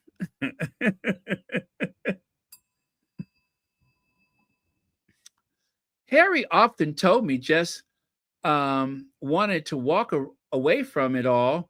Rebecca English has accompanied the prince around the world for 15 years. Now she gives an insight into his generosity, warmth, and the day she saw his personality change. In other words, she's saying that his personality changed because of Meghan. You already see that coming, right? He met Meghan and he changed. Did he change? No, he didn't change. She just said that she knew that he wanted to walk away from the royal life years ago. He wanted to do that years ago. So, in a way, she's telling the story, but only half of it. The other half, she figured out a way to blame Meghan. Will's grief and anger over Harry. Another hatchet job from Rebecca English. Palace prioritized peace, whatever the cost to their staff. In the wake of Harry and Meghan's acrimonious departure, Officials were simply unable to predict just how this most defensive of couples would react, writes Rebecca the Blob English. The delicacy of the situation further exacerbated by the state of relations between Harry and Meghan and the rest of the royal family. Boy, she singled them out, didn't she? Okay, that is the end of Rebecca English, you guys. I think I got that out of my system. I'm almost done. I think I have just a couple more slides. I have this one. I found that old photo of Kate wearing that old ugly dress. Woo, that dress is hideous. But you guys, look at the body language. Kate has been doing this thing where she holds her clutch close to her midsection. That is a sign of anxiety. That is someone who is panicked. That is someone with imposter syndrome, that she might be found out as being unqualified for the role. That's why she does that, because she's not supposed to be there. She should have never been there. She is ill-fitted for purpose, unsuitable for purpose. And therefore, her body language with her shoulders slumped forward,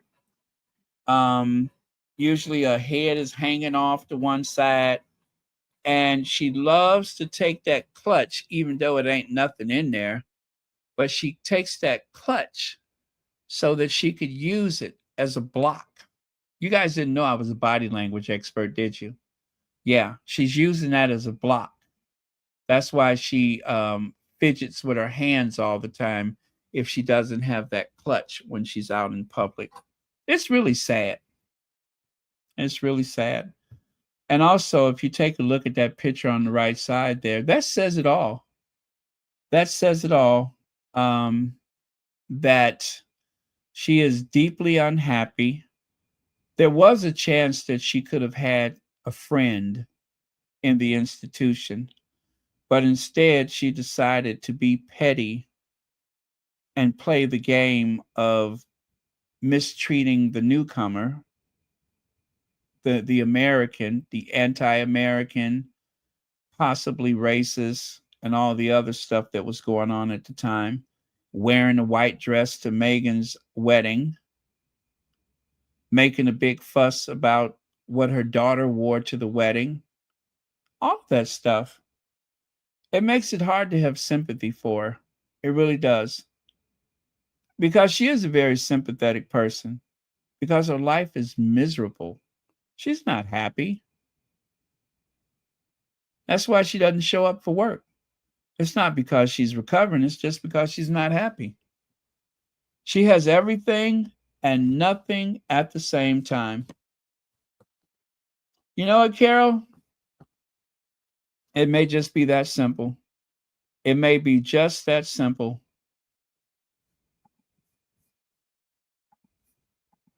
And look at William. This is a recent photo of William. This was at the Royal Ascot. And when I saw this, I thought someone had kind of, fooled around. See how his nose is about to drop on top of his lip? I thought someone had altered the photo. I really did. I said, there's no way that William looks like that. That looks hostile, angry, and then sad and alone. But it's true. It's true. This is not Photoshop. His face has not been altered. That is the real William. Sad, angry, combative. Certainly not interested in being there. He don't know what to do with himself. Both he and Kate, those are two miserable people. Miserable. He had a brother that could have helped him, just like Kate could have had a friend, but they drove him away. Oh, well, good luck to you. You got the whole rest of your life to deal with it. And lastly, King Charles has delighted Ascot racegoers for 4 consecutive days in a display that proves that at 76, the monarch has staying power. Kate could not make it because she's still trying to find balance. Charles, who is reportedly suffering from cancer and 76 years old, managed to go for 4 straight days. Kate's mama was there, and she wasn't there, which only begs the question, if Kate is in some bad shape or something like that, why was her mother at Royal Ascot instead of by her side? Her mother was there with Charles, smiling and waving and grinning, having the best time of her life. But Kate, nowhere to be found because she's trying to find balance. Take a look at this.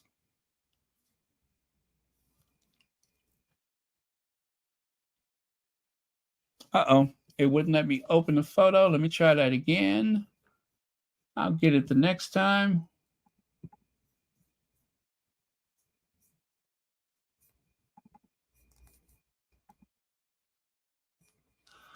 Okay, let me try that again.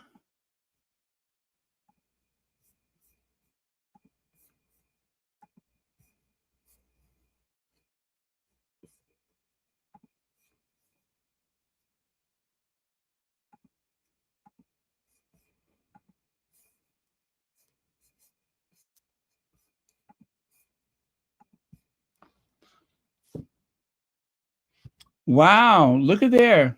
Look at my Carol. Look at my Middleton. She's having the time of her life. Her daughter's not there for some unknown reason, but Carol Middleton is having the time of her life, laughing and whispering with King Charles, gossiping about somebody. Isn't that sweet? I'm just so glad that she could be so jovial while her daughter is possibly in the booby hatch somewhere. Or perhaps she's, who knows where she is? Who knows why she didn't show up? But it can't be too terrible. I mean, after all, her mama there.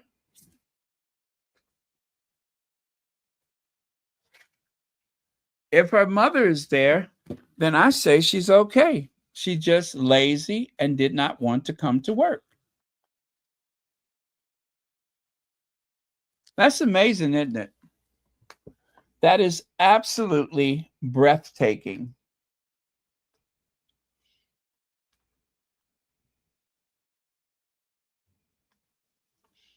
Oh, okay. You think she wanted some of those those paper pop-ups to go on the table at the next state dinner? You know how they have those little paper pop-ups like a pop-up turkey? You just pull it and it opens up like an accordion. Maybe she wanted one of those for the table at the next state dinner. Anyway, folks, I have slandered enough for a lifetime. I just wanted to get those things out of my system. And with that, I am totally done. But just as a reminder, the 76-year-old monarch managed to spend 4 consecutive days in the hot sun while recovering from cancer, not pre-cancer cells, but cancer. But his 43-year-old daughter-in-law is nowhere to be found. Her mother is there, but she's not. That's all. Just wanted to make that part of the public record. And with that, you guys, thank you very much. Thank you, moderators, for keeping this a safe space. Thank you, everyone who has a membership to Royal Sussex, which is a bargain at just $4.99 a month. And I will see y'all later. Love you guys.